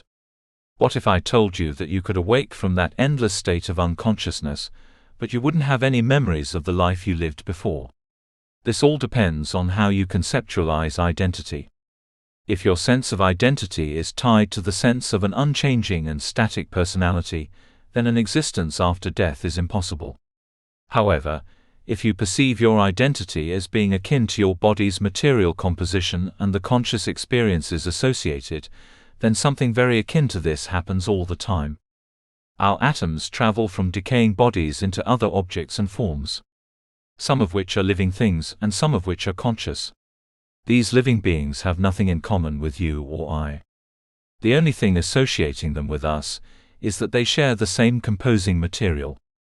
This idea of a shared essence which travels from body to body is nothing new to the Eastern world.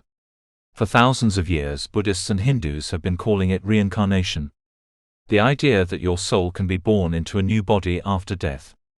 What I am describing scientifically is very similar to the idea of reincarnation, except that instead of a soul traveling from creature to creature, it is our atoms traveling instead.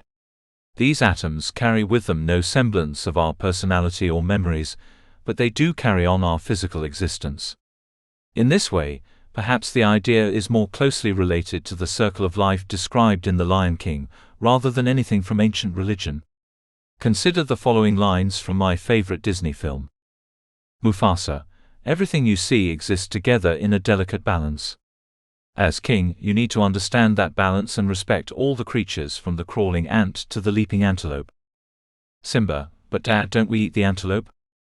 Mufasa, yes Simba, but let me explain. When we die, our bodies become the grass and the antelope eat the grass. And so we are all connected in the great circle of life. As these cartoon characters so eloquently explain, when we die we literally become part of other living organisms. This has been going on for billions of years and shows no signs of stopping anytime soon. What we have to decide is to what degree we are willing to identify with these future organisms. Are these individuals you? Or are they something completely separate? I think either answer to this question is completely valid, however the way you answer it is going to impact how you view the afterlife. In one sense, yes. These organisms are very literally, physically you. On the other hand, absolutely not. Their personality is nothing like your own, and their conscious experience is entirely alien. Whichever way you choose to define yourself is completely up to you. All I am arguing is that we shouldn't base our notions of identity on falsehoods. If you perceive yourself as a fixed object, either mentally or physically, then you are dying every moment of every day. But if you view yourself as an ongoing assortment of atoms in motion, drifting in and out of a consciousness in a cycle of waking life, then death is an illusion and you are eternal. There are so many ways to define our identity that are both emotionally satisfying and compatible with what we know about the world. All of them depend on challenging our notions of self, which is what spiritual traditions try to do too. What I am describing is only the latest version of a philosophical tradition that has existed for thousands of years. It is doing what all other cultures have done. Try to make sense of death in a way that is accurate and meaningful. One of the ways I like to examine identity is to consider the life of a blood cell. A blood cell has a specific task and a specific method of achieving it. It will deliver oxygen to its fellow cells and return CO2 to the lungs, yet the blood cell has no higher awareness of why it does what it does. It has no idea that it is part of an organism which allows its life to be possible. If you ask a person who they are, however, they won't give you a chemical composition list. They won't start naming off their organs or cataloging their cells. They will tell you their name. The human being does not perceive itself as an assembly of individual identities. It sees itself as a whole organism and lives life as if it was such. There is no contradiction in these two views because both statements are true. Cells are both individual life forms and part of something much greater. Now, is it possible that human beings can say the same thing? Are we not also part of something much greater? On one hand, humans are very distinct individuals with their own drives and motivations.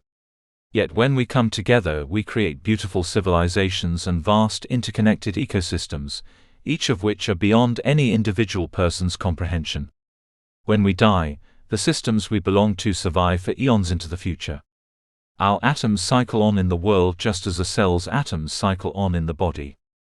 So when I think of myself, I do think of myself as an individual. But I don't think of myself as just an individual. I see myself as part of a greater order that existed long before I was born, and will continue long after I am dead. Some may view this greater order as life, some may see it as civilization, and others may see it as the cosmos at large. Whatever your position is on this, it is undeniable that human beings are a constituent part of something much grander than we currently comprehend. It is also worth noting that it is not just our atoms which carry on in this world. A semblance of ourselves lives on in the hearts and minds of everyone we've come into contact with.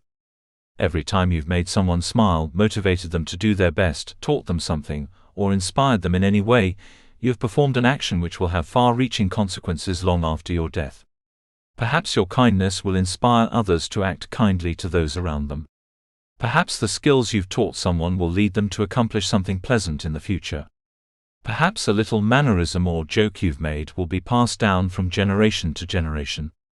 The consequences of our actions last far longer than our physical bodies. The only downside to this fact is that they can also have negative impacts as well. Just as acts of kindness can inspire future joy, acts of malice can inspire future suffering. This should be particularly concerning if you share the opinion that some part of your identity is linked to the material composition of your body.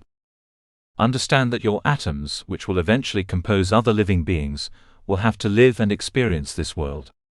This means that the world we create is the same world that our future incarnations will be born into. If we act to make this world a better place, then a better place is what we'll be born into.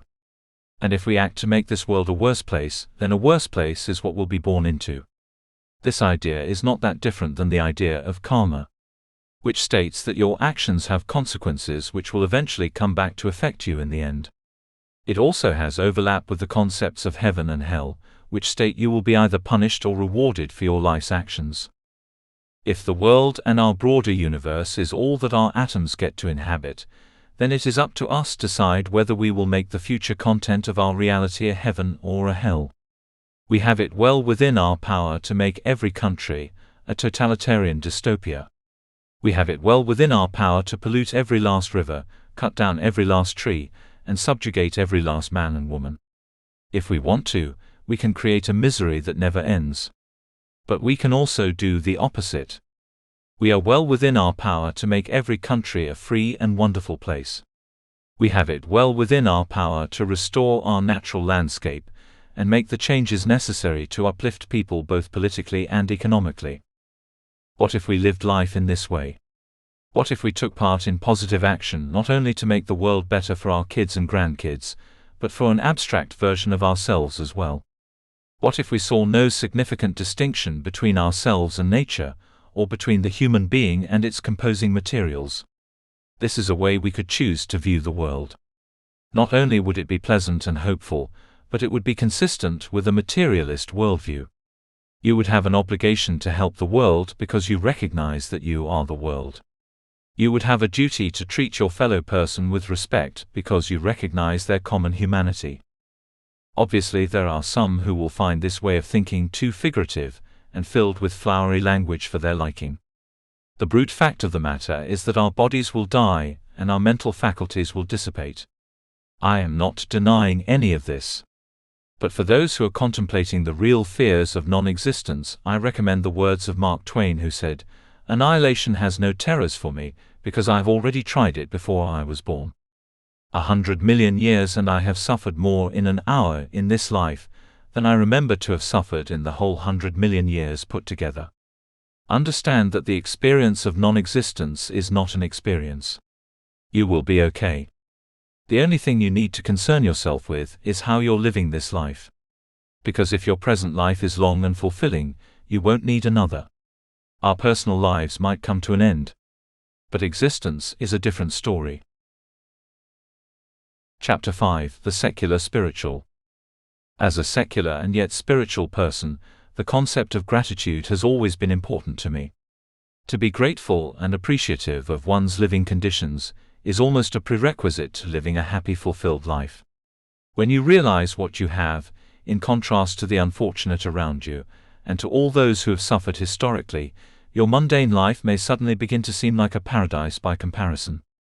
The simple joy of having a roof over your head, or food at the table, or a loving and caring family around you, are things that millions upon millions of unlucky beings have been deprived of.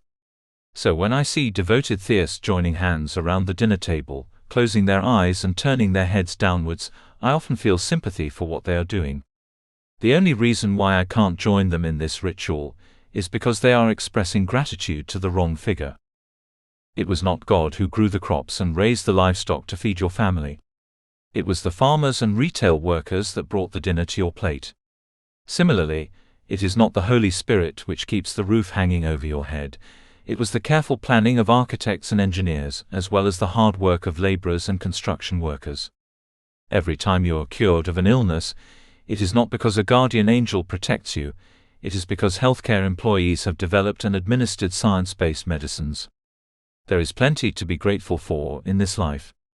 But the point of saying grace isn't to thank the farmers, retail workers, architects, engineers, laborers, scientists and doctors, who make our lives more enjoyable. Instead, the point is to thank God, a being whom no one has ever seen, heard, or scientifically verified at any point in their life. The problem with saying grace is not that you're expressing gratitude. It's that you are expressing gratitude to the wrong figure. If we could change the practice of grace to where it gave credit to those responsible for our happiness, this would no longer be a problem. Imagine a scenario where a non-religious family gathers for a meal, and instead of thanking God for their good fortune, they thanked everyone involved.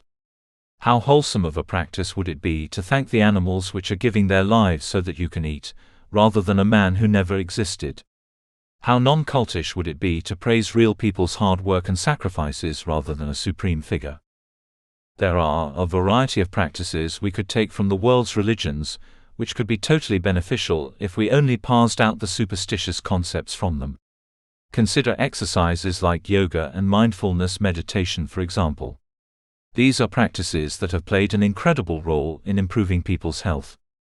In some ways, they improve one's strength and flexibility by placing their body into positions where they are tested physically. In other ways, they improve concentration, present-mindedness, and stress reduction by changing the relationship we have with our thoughts. Though both of these practices were first developed on the Indian subcontinent in the context of Hindu and Buddhist traditions, they have been adopted by a largely secular world that no longer believes in spirits or chakras. None of the beneficial elements of yoga and meditation require that you believe something that is untrue, and so by removing some of the problematic superstitions associated with the practices, we can generate something beneficial that the whole world can enjoy. The same can be said of something like shamanism. While it is clear now that the ingestion of psychedelic compounds does not literally connect one with the spiritual realm, these substances can be used for the betterment of the human psyche. Psilocybin, the psychoactive ingredient in magic mushrooms, is being studied under clinical trial right now as a potential remedy for chronic depression.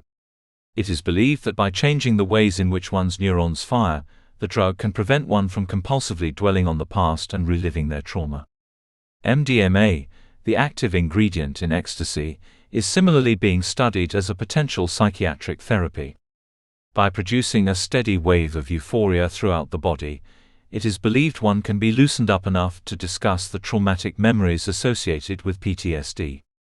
Even powerful hallucinogens like dimethyltryptamine, DMT, appear to show effectiveness in aiding smoking cessation. Although these substances do not have supernatural properties as some of the ancient shamans suggested, they do have real and profound effects on the human body that we should take seriously. The potential for them to be used both medically and recreationally is one that causes great excitement, and as we learn more about these things, we should turn to traditional medicine men for guidance. There is much to be learned from indigenous cultures about the uses of local plants and our interactions with them. Perhaps by exploring some of these ceremonies through a critical lens, we can derive even more value from them through a combination of tradition and scientific realism. Solving mental illness is one of the great endeavors of our time. And while there is no single solution that can consistently resolve psychological disorders, we know that loneliness and social isolation are a tremendous cause of grief. People like the feeling of being part of a community, to belong, to feel connected to their peers. Organized religion satiates this desire to a certain extent, however there's just one problem. Ideological difference prevents all these separate communities from truly coming together. So what if, instead of closing ourselves off in different churches, mosques, synagogues, and temples, we came together in a public area where we took part in secular festivities such as music, art, science, sports, and storytelling? These are all things that do not require ideological agreement to bring people together. And in a world where social atomization is on the rise, we need such festivities now more than ever. In my hometown, there is a small piece of public land by the Kenai River called Soldotna Creek Park. On Wednesdays or Saturdays, depending on the season, different events are set up with food, live music, art, and other attractions which bring people together who otherwise wouldn't associate. The local economy is stimulated because people are buying and selling handmade goods, and the people are entertained, for they have an excuse to get out of the house. If we could host something like this more frequently and on a larger scale, perhaps we could mitigate some of the feelings of loneliness that many people face. The only fear with creating something like this is that it becomes something like a secular church. Something that is overly regimented with hierarchy and ideological compliance. In order to avoid such things, one rule of thumb might be to keep such gatherings small. For the more people you add, the more organization is required. And the more organization is required, the more bureaucracy it creates. Another rule of thumb might be to acknowledge that while events such as concerts, sports, and festivals will require organizing, organizers should be replaced often. Misconduct should be reported at the first sign of trouble. And anyone using their position to personally benefit monetarily or otherwise should be ostracized immediately. Aside from this, I don't see why we wouldn't try to bring our communities closer together. Ideology is something that drives people apart, and since we don't want to live in a groupthink, we should have something more down to earth which brings us together. One of the things I love about the Islamic holiday Ramadan is that it emphasizes a principle I think we in the modern world too often lack: perspective. By fasting from sunrise until sunset, Muslims across the world simulate what it is like to go hungry. By experiencing hunger in a self-inflicted manner, they get a window into the suffering of others, which is meant to create empathy.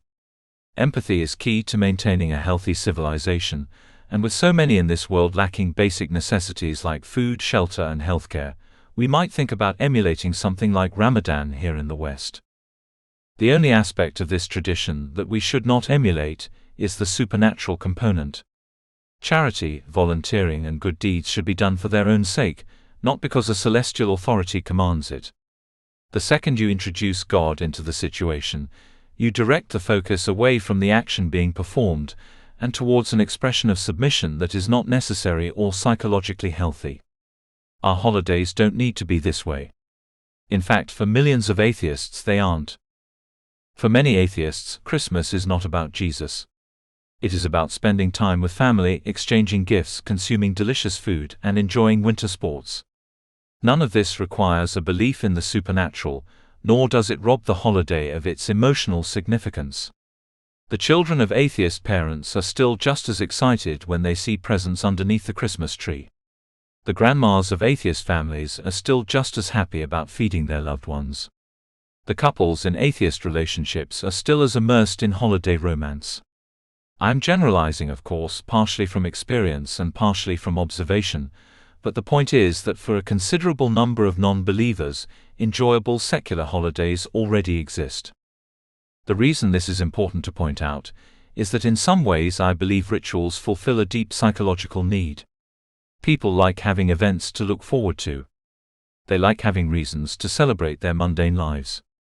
The more we go through shared experiences together, and the more we form emotional bonds, the more we give life the relevancy it needs.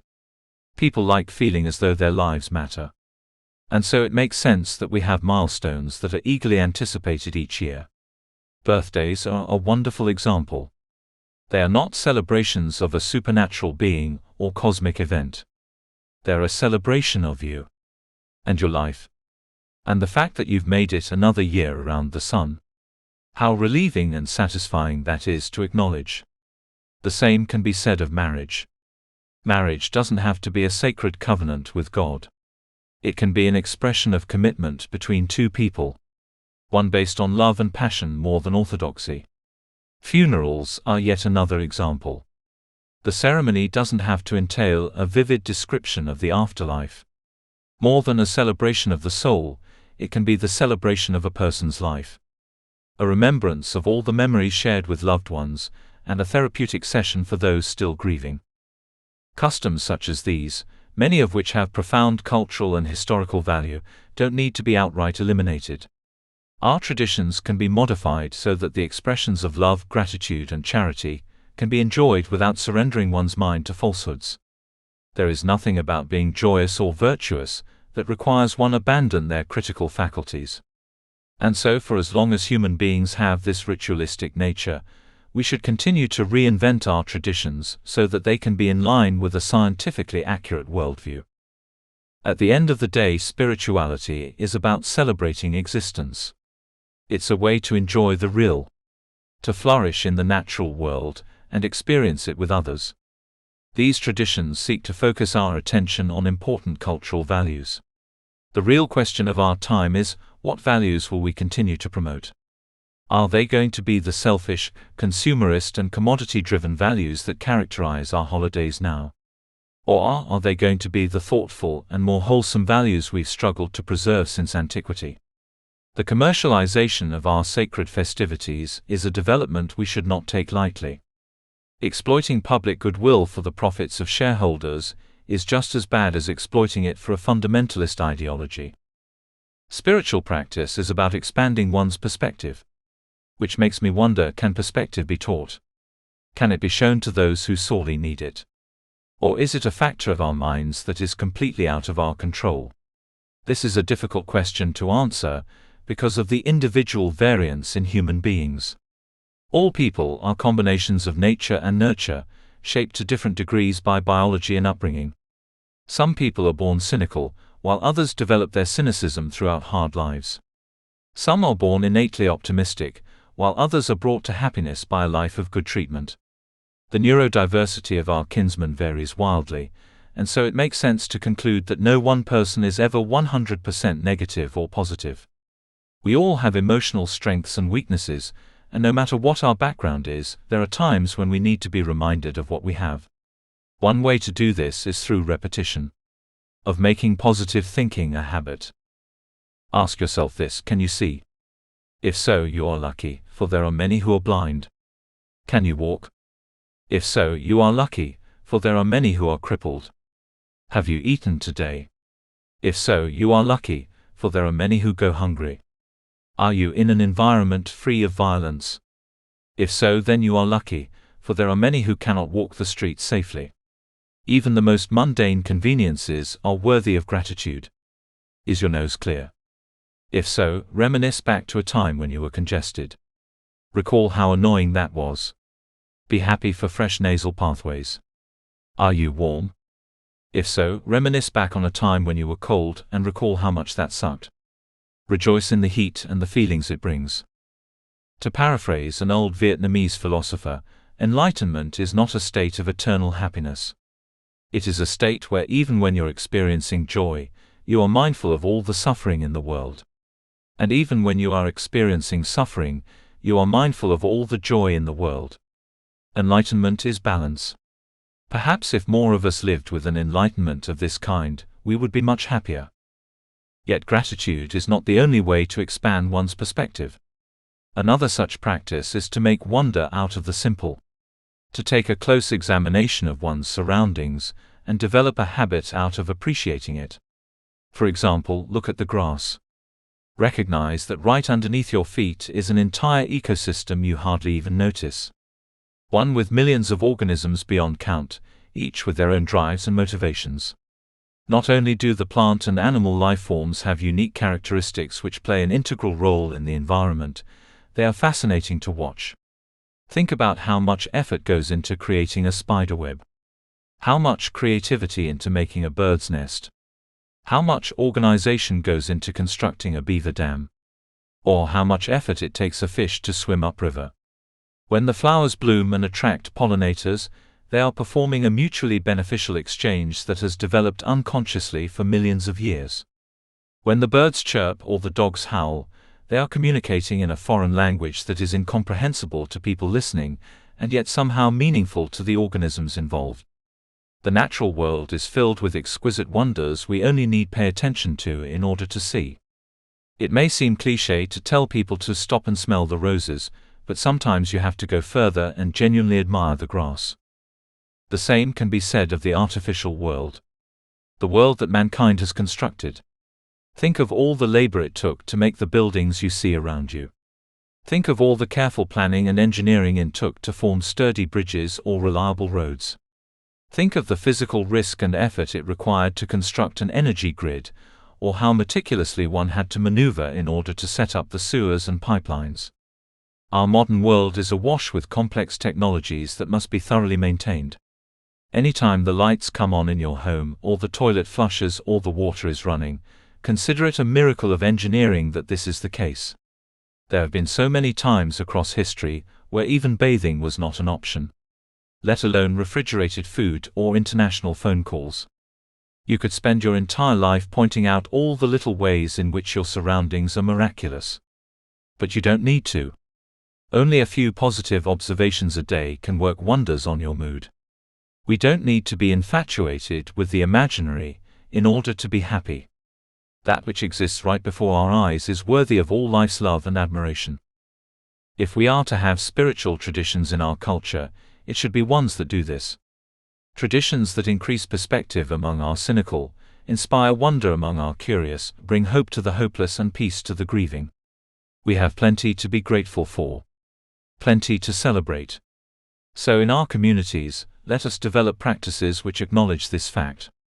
Let us perform rituals which make positive thinking a habit and enthusiasm for life commonplace. It is through this way of living that we build a better society. Spirituality need not be held exclusively by the faithful. Through common will and desire, we can show that in order for one to be connected to this world, all they really have to do is open their eyes and fall in love with existence itself. Chapter 6: Traversing the Moral Landscape. Morality is at the heart of our being. It is how we tell right from wrong. It is how we conduct ourselves in regards to others, and how we measure character. The definition of morality is a difficult thing to identify because it has such cultural variance. We all seem to have a feeling of right or wrong, but we don't always know where that feeling comes from, nor where it draws its legitimacy. Evolutionary psychologists will describe morality as a product of our social evolution, while theists see morality as man's actions in accordance with divine law. Enlightenment philosophers have attempted to produce secular conceptions of morality based on reason. However, none of these philosophies have been universally accepted. There are no known moral laws to this universe in the same way there are physical laws, which lead nihilists and relativists alike to assume that there is no true morality.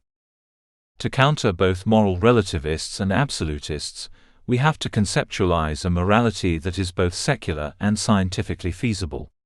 One that recognizes the needs of living beings, while not being entirely subservient to the whims of individual preference. In order to do this, we must first refute the notion that morality is something that can be dictated to us from above. There is no God who can make moral judgments upon us, and even if there were, it does not necessarily follow that his sense of morality should supersede our own. If one believes that God is indeed the creator of all things, that means that every terrible thing that has ever occurred has been allowed under his direct supervision. At best, this makes him a neglectful parent to his creations. At worst, it makes him an active perpetrator in their suffering. Every murder, rape, conquest, inquisition, purge, torture, and enslavement of human beings has been witnessed by God, and he has chosen to do nothing. Some will defend this behavior by invoking free will and blaming mankind for its own suffering, but what about all the tragedies that are not under our control? What about the earthquakes and tsunamis that have devastated coastal communities? What about the hurricanes and typhoons that have flattened men's homes? What about the plagues and wildfires that have wiped out our only food sources? What about every infection, parasite, disability, and mental illness that has plagued the human body? For these horrors, one cannot pass the burden of responsibility off on free will. These disasters are natural in origin, products of a physical world that God is claimed to have set in motion. If this is true, then he bears some responsibility for the actions he's failed to take. We should not let him off the hook so easily for abandoning the innocent who more often than not die as a result of his negligence. Some, however, wishing to do just this, have invented an elaborate excuse in which God's hands are clean. This is the story of Lucifer, or Satan, God's great nemesis. If one believes that the hidden hand of the devil is responsible for everything bad, then it redirects our anger at a convenient scapegoat. Yet even if you believe that half of the world's events are shaped by God, and the other half are shaped by the devil, you still have to make the determination which is evil. And how would you make this determination?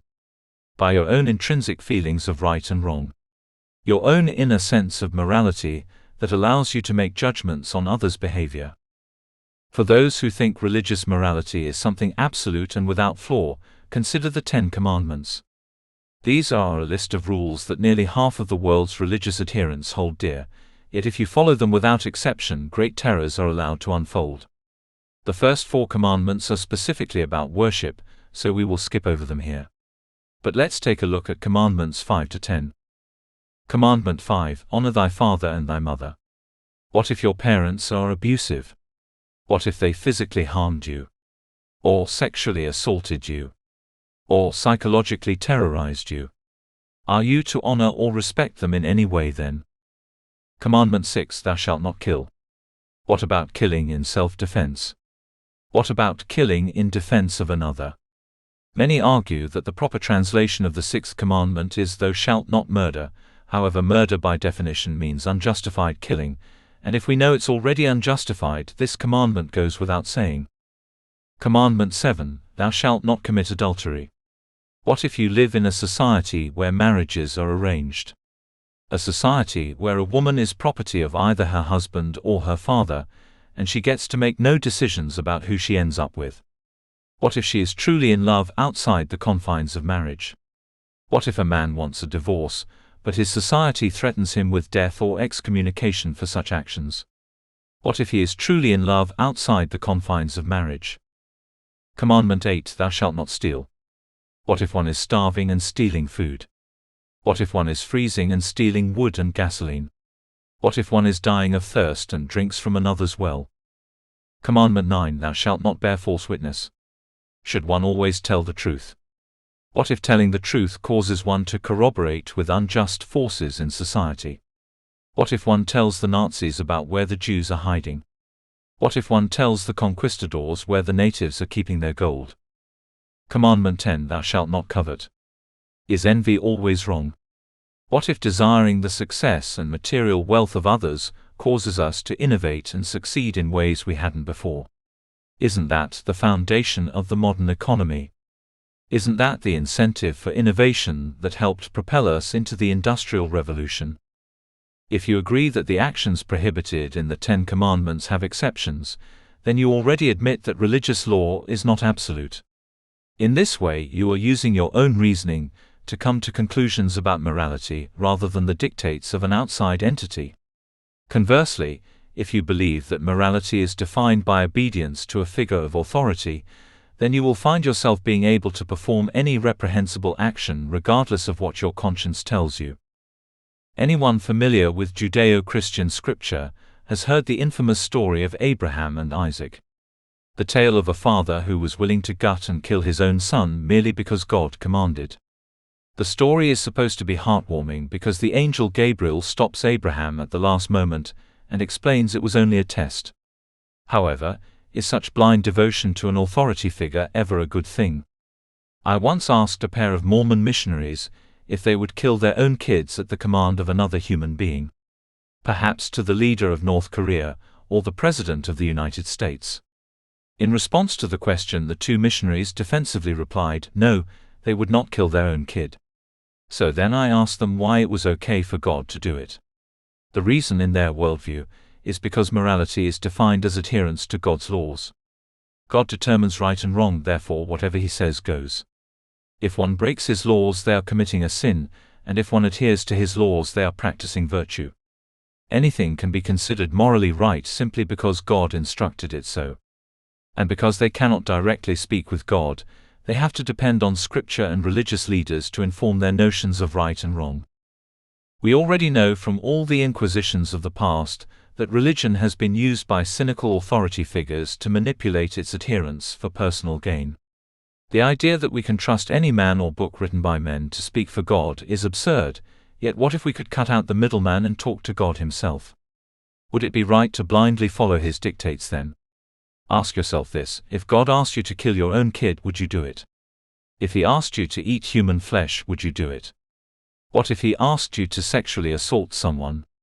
What if he asked you to launch a rocket at a hospital? What if he asked you to inflict torture on someone who had never done anything wrong? Most believers I've encountered will not give a straight answer to this question. They won't say yes to these things because they know them to be immoral. But they won't say no either because that would be disobeying God. Ultimately, their answer usually comes to, God would never ask that of me. To which I reply, how do you know? None of us can be said to know the mind of God with certainty. Therefore, we must be open to the idea that in some case, some unthinkable situation, he may ask of us something deeply insidious. But this is not something people of faith often contemplate. How do we know God would never do this? Because God is good. This here is circular reasoning. God is good because he defines what is good, and he would never define something that conflicts with my conscience as good because God is good.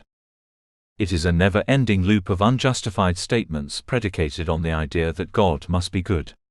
In order to believe it, one's notion of God must align with their personal ideals. And this is problematic, since our ideals of right and wrong are greatly influenced by culture. Obedience, under no circumstances, defines morality. Anyone believing to the contrary is leaving themselves open to being manipulated.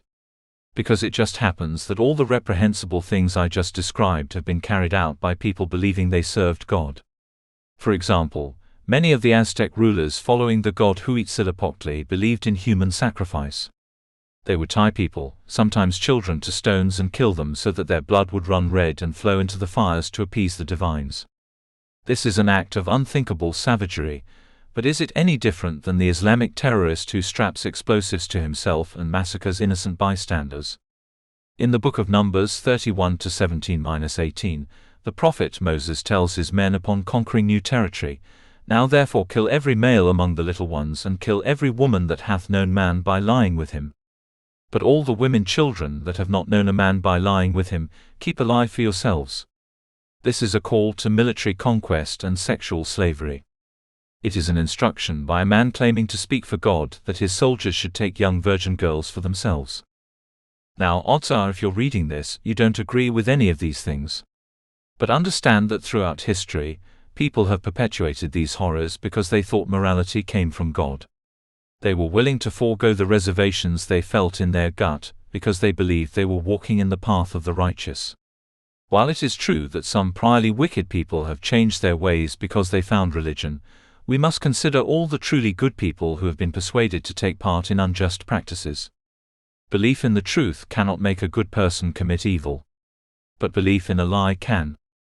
Many wish to deny that our sense of right and wrong is at least partially innate, but it presents itself time and again in our gut reaction to cruelty and unfairness. This leads us to discover that a lot of our moral sensibility is genetically informed. That is to say, evolutionarily developed. Human beings are apes no different than our primate cousins, and therefore all governed by some of the same social instincts. Many of the behavioral norms we now call morality came out of an evolutionary principle called reciprocal altruism. This is the idea that by acting sociable and aiding others in your kinship group, others in the kinship group will act sociable and provide aid to you. If, for example, you are an ape stealing your neighbor's food or sleeping with his mate, it is likely there will be violence within the tribe.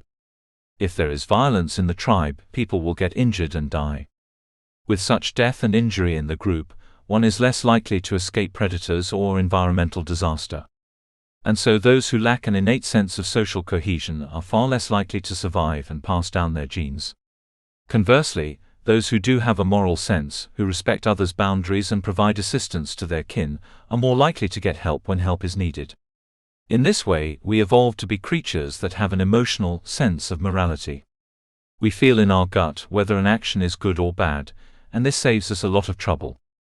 However, despite the fact that our evolutionary sense of morality is quite good, it is not perfect. Our emotional responses are fitted to the environmental settings of our ancestors, and not always in tune with what we experience in the modern world. One way in which you can test this is by doing the following: read on Wikipedia the casualty rates of the Chinese Civil War, and then go to YouTube and watch the Sarah McLachlan SPCA Sad Dog commercial. While I can make no assumptions about the individual reader's reactions, it is quite common for a picture of an injured puppy to provoke a stronger emotional response than reading the statement that 50 to 100 million people died in the past. Intellectually, we can know that the latter example is far worse. But our emotions aren't always adjusted to reflect this. There's a famous quote often associated with Joseph Stalin that goes, "The death of one man is a tragedy. The death of millions is a statistic." Regardless of where the quote actually came from, it perfectly reflects the problems with our evolutionarily developed sense of morality. Our emotional responses to wrongdoing are often limited by our ability to personally identify with the victims. This helps us function as sane adults so that we don't burst into sorrowful tears every time we hear the news of a stranger dying, but it can also create an indifference to people we don't directly relate with. Not only this, but there are cases in which an individual's moral sensibility goes entirely haywire. These are the sadists and the psychopaths. The people we would consider seriously mentally ill. There are some individuals who, unlike the rest of us, find pleasure in inflicting pain on others. There are some who lack the emotional responses typical of our species, and this causes them to act out in aggressive and antisocial ways. These traits in their psychology are just as evolutionarily developed as our moral sensibility is. And since evolution has no final goal, it cannot be used to determine which is more correct. The same process of natural selection which gave us Martin Luther King and Jane Goodall also gave us sexual predators and serial killers. This shows that nature in no way bends towards morality. At best it is neutral. At worst it is grim. If it can be said that biology, culture and personal upbringing shape our sense of morality, then it can also be said that what we perceive as right and wrong is highly malleable. The question then becomes, is there such a thing as intrinsic morality? Is there anything about this universe that is inherently good or bad? Evolution explains why we feel things are good or bad, but as in the case of the sadist, the psychopath and the narcissist, we don't always agree. This causes a problem that is necessary to solve if we are going to speak with moral conviction about anything. For how can we make the case a problem needs to be solved, if we cannot first agree that it is indeed a problem? How can we make the case that changes need to happen if morality is simply a matter of opinion? In the modern discourse around morality, cultural relativism is brought up a lot. So let me ask you this: was it okay when the Aztecs sacrificed thousands? Was it okay when Somali Muslims submitted their daughters to female genital mutilation? Was it okay when the Romans had slaves? Or when Chinese aristocrats bound women's feet? The relativists argue that morality is individually subjective, and therefore a matter of preference. The religious argue that morality is objective and defined by the religious dictates of God. What I and many others are trying to answer is there a workable conception of morality that is both secular and objective? Something that transcends individual predisposition while not coming from a deity? Depending on how you define morality, the answer is yes. It requires taking a modified form of consequentialism and applying it to what we know about modern psychology and neuroscience. The premise of this evaluation begins with something like this: imagine for a moment that there is a universe devoid of conscious creatures. This universe is without life. It is barren, cold, and has nothing more than the motion of stones and inanimate material to make up its contents. In such a universe, natural events still occur. The wind blows, the rain falls, and the sun comes out. But there is nothing there to perceive it. A rock rolls down a hill and crashes into another, but there is no being present to assign significance to the moment. In such a universe, does anything matter? Is there any event that we could classify as significant in any meaningful way? Is there any object we could truly define as valuable? The answer is no, because it is only through experience that we assign qualitative value onto the world. Without a perceiver, there is only indifference. A base physical existence with no thoughts or emotions to articulate it. Things in this universe are not good or bad, right or wrong, humorous or sad in the least. Things don't matter in this universe until there is a conscious subject that can assign value onto its surroundings. Once there is a subject, perhaps a lone man dropped into this amoral universe, there can now be a conception of good and bad. This conception is entirely subjective, however. It depends entirely on the man's needs and preferences. If the man likes rain, then rain is objectively good, for his mind is the only one capable of joy. If it makes him sopping wet and miserable, then rain is objectively bad, for his mind is the only one capable of misery. In a universe with just one conscious creature, morality is easy to understand. It is only when we have two or more conscious creatures inhabiting the same universe that our moral analysis becomes complicated. Once we acknowledge that there are a variety of different conscious agents, each with their own preferences and needs, morality becomes the evaluation of how we seek to reconcile these differences. How do we go about increasing our happiness without infringing on the rights of others? One helpful way that the author Sam Harris visualizes this trade-off in his book, The Moral Landscape, is to imagine a vast continuum of experiences, both human and animal.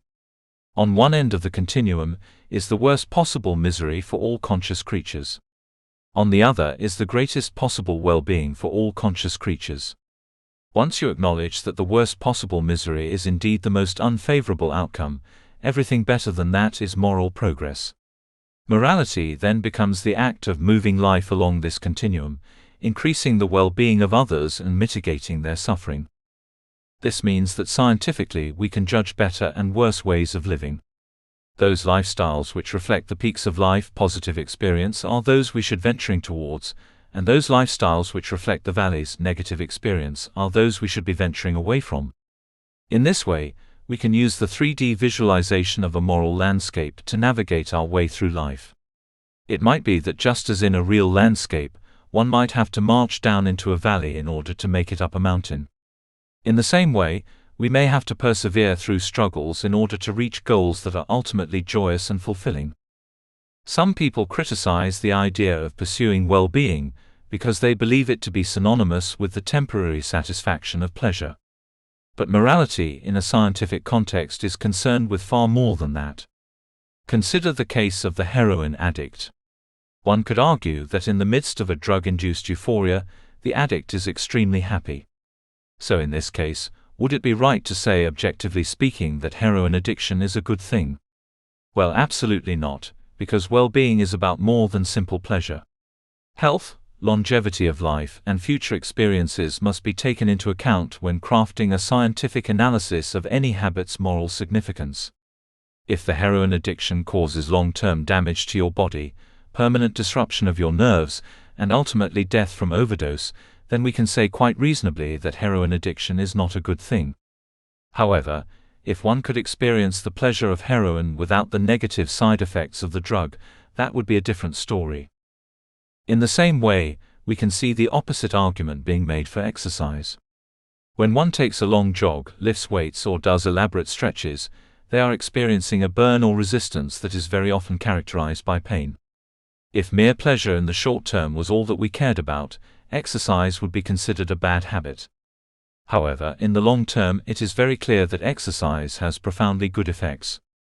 Longer life, greater ability to move and exert force on objects, the sweet feelings of release when exercise is finished, and long-term feelings of health throughout the day. When we account for these benefits, it can be said quite reasonably that exercise is a good habit. However, if one were to experience the discomfort of exercise without any of the health benefits, that too would be a different story.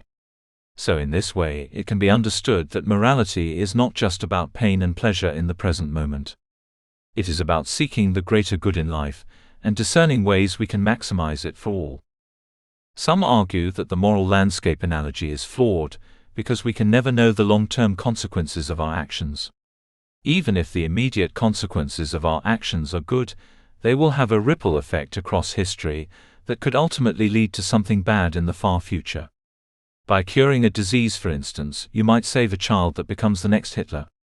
By killing an innocent person, you might stop their evil grandchildren from ever being born. While it is true that we don't know the far-reaching consequences of our actions, this is no reason to become inactive.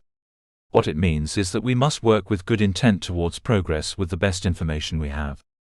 The reason why I focus on intent here is because it is the best way to judge the morality of character. Even if you do something that affects another conscious creature negatively, what you intended to do says a lot more about your personality than what actually happened. If, for example, I make someone an ice cream cake, unaware that the person is allergic to milk, I am not a bad person for feeding it to them. The intent of my action was to make the person happy. It was not to cause them suffering, though that is inevitably what occurred. We can still say without a doubt that inflicting pain upon someone is wrong, while admitting that because of the honest mistake, I am not a malicious human being. This too can work in the opposite way. If I intentionally give someone peanuts believing them to be allergic, I am behaving wickedly.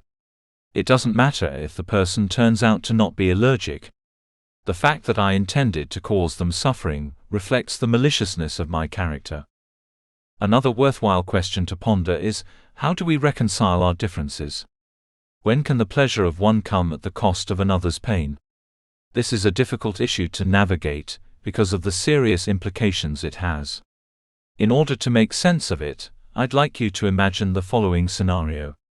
Somewhere in the woods there is an elk right now eating plants and taking care of its calves. Somewhere else in the woods there is a wolf that is desperately hungry and seeking to feed its pups. When the two encounter one another, they enter into a violent struggle which will result in either the death of the elk or the starvation of the wolf. Which is morally justified in taking action? Clearly both are motivated by their own biological imperative. The wolf is inclined to murder the elk because it has no ability to digest plants or inorganic matter. It must kill to survive. The elk, however, is inclined to defeat the wolf because if it doesn't, the wolf will pose a threat to its family. There is no way one can benefit without killing the other. In this scenario, the struggle is morally neutral because the stakes are zero-sum. We cannot blame the wolf for hunting any more than we can blame the elk for defending itself. However, what if there was another way? What if the wolves and elk could manage an agreement, whereby only those elk who've recently died from old age are eaten? In this way, elk would be able to live long, happy lives, and wolves would have a reliable source of meat. This agreement would benefit both parties and allow the beings to flourish together. While this will never happen because wolves and elk are incapable of reasoning, humans are. There may be situations where individuals are locked into an existential zero-sum struggle. During a famine, for instance, or a natural disaster, one might have to conserve scarce resources at the expense of the others around them. They might even need to exert force to protect or acquire those resources. However, to the extent that humans can reason, they should seek to pursue behaviors which lead to mutual benefit. In the vast majority of cases, there are ways we can thrive together. Morality is simply the pursuit of this goal.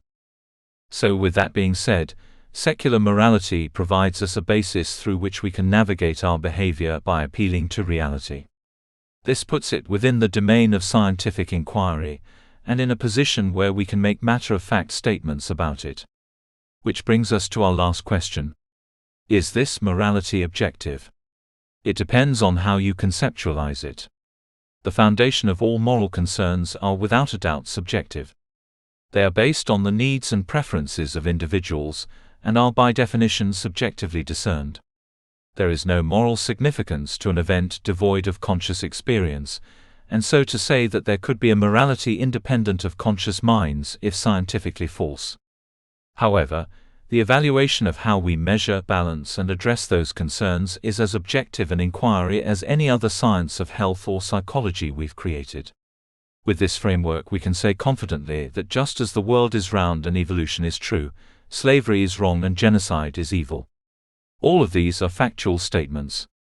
All of them can be verified by studying different aspects of the natural world. Perhaps the greatest moral innovation our civilization has made is the ability to expand the notion of what we consider the in-group. The group of beings we've been evolutionarily primed to extend moral consideration to. At first, the in-group consisted of only ourselves and our close relatives. But over time, the in-group has expanded to all sorts of individuals that our survival does not depend on. Historically, we have seen it grow from our families to our tribe. From our tribe to our nation. From our nation to all nations. To every race, gender, sexuality, and conceivable identity group there is. And beyond humanity to every sentient creature. Every beast of burden. Every singing bird. Every flopping fish. The more we care about each other, the more we take into consideration the needs and feelings of those around us, the better this world can be. Morality is only a mystery if we define it in a vague or confusing way. But if we define it as the determination of whether something is right or wrong, then we can use the processes of health, biology, and psychology to understand it in increasingly effective ways. The moral landscape can be navigated wisely. And though the reality of moral truths is no more apparent than the reality of scientific truths, we should continue to pursue the truth of good and evil for all the remaining time we have on this earth. What is right and what is true are the two most important questions in life. And so, through the process of reason and scientific methodology, we move closer to this truth and invigorate our lives in the process.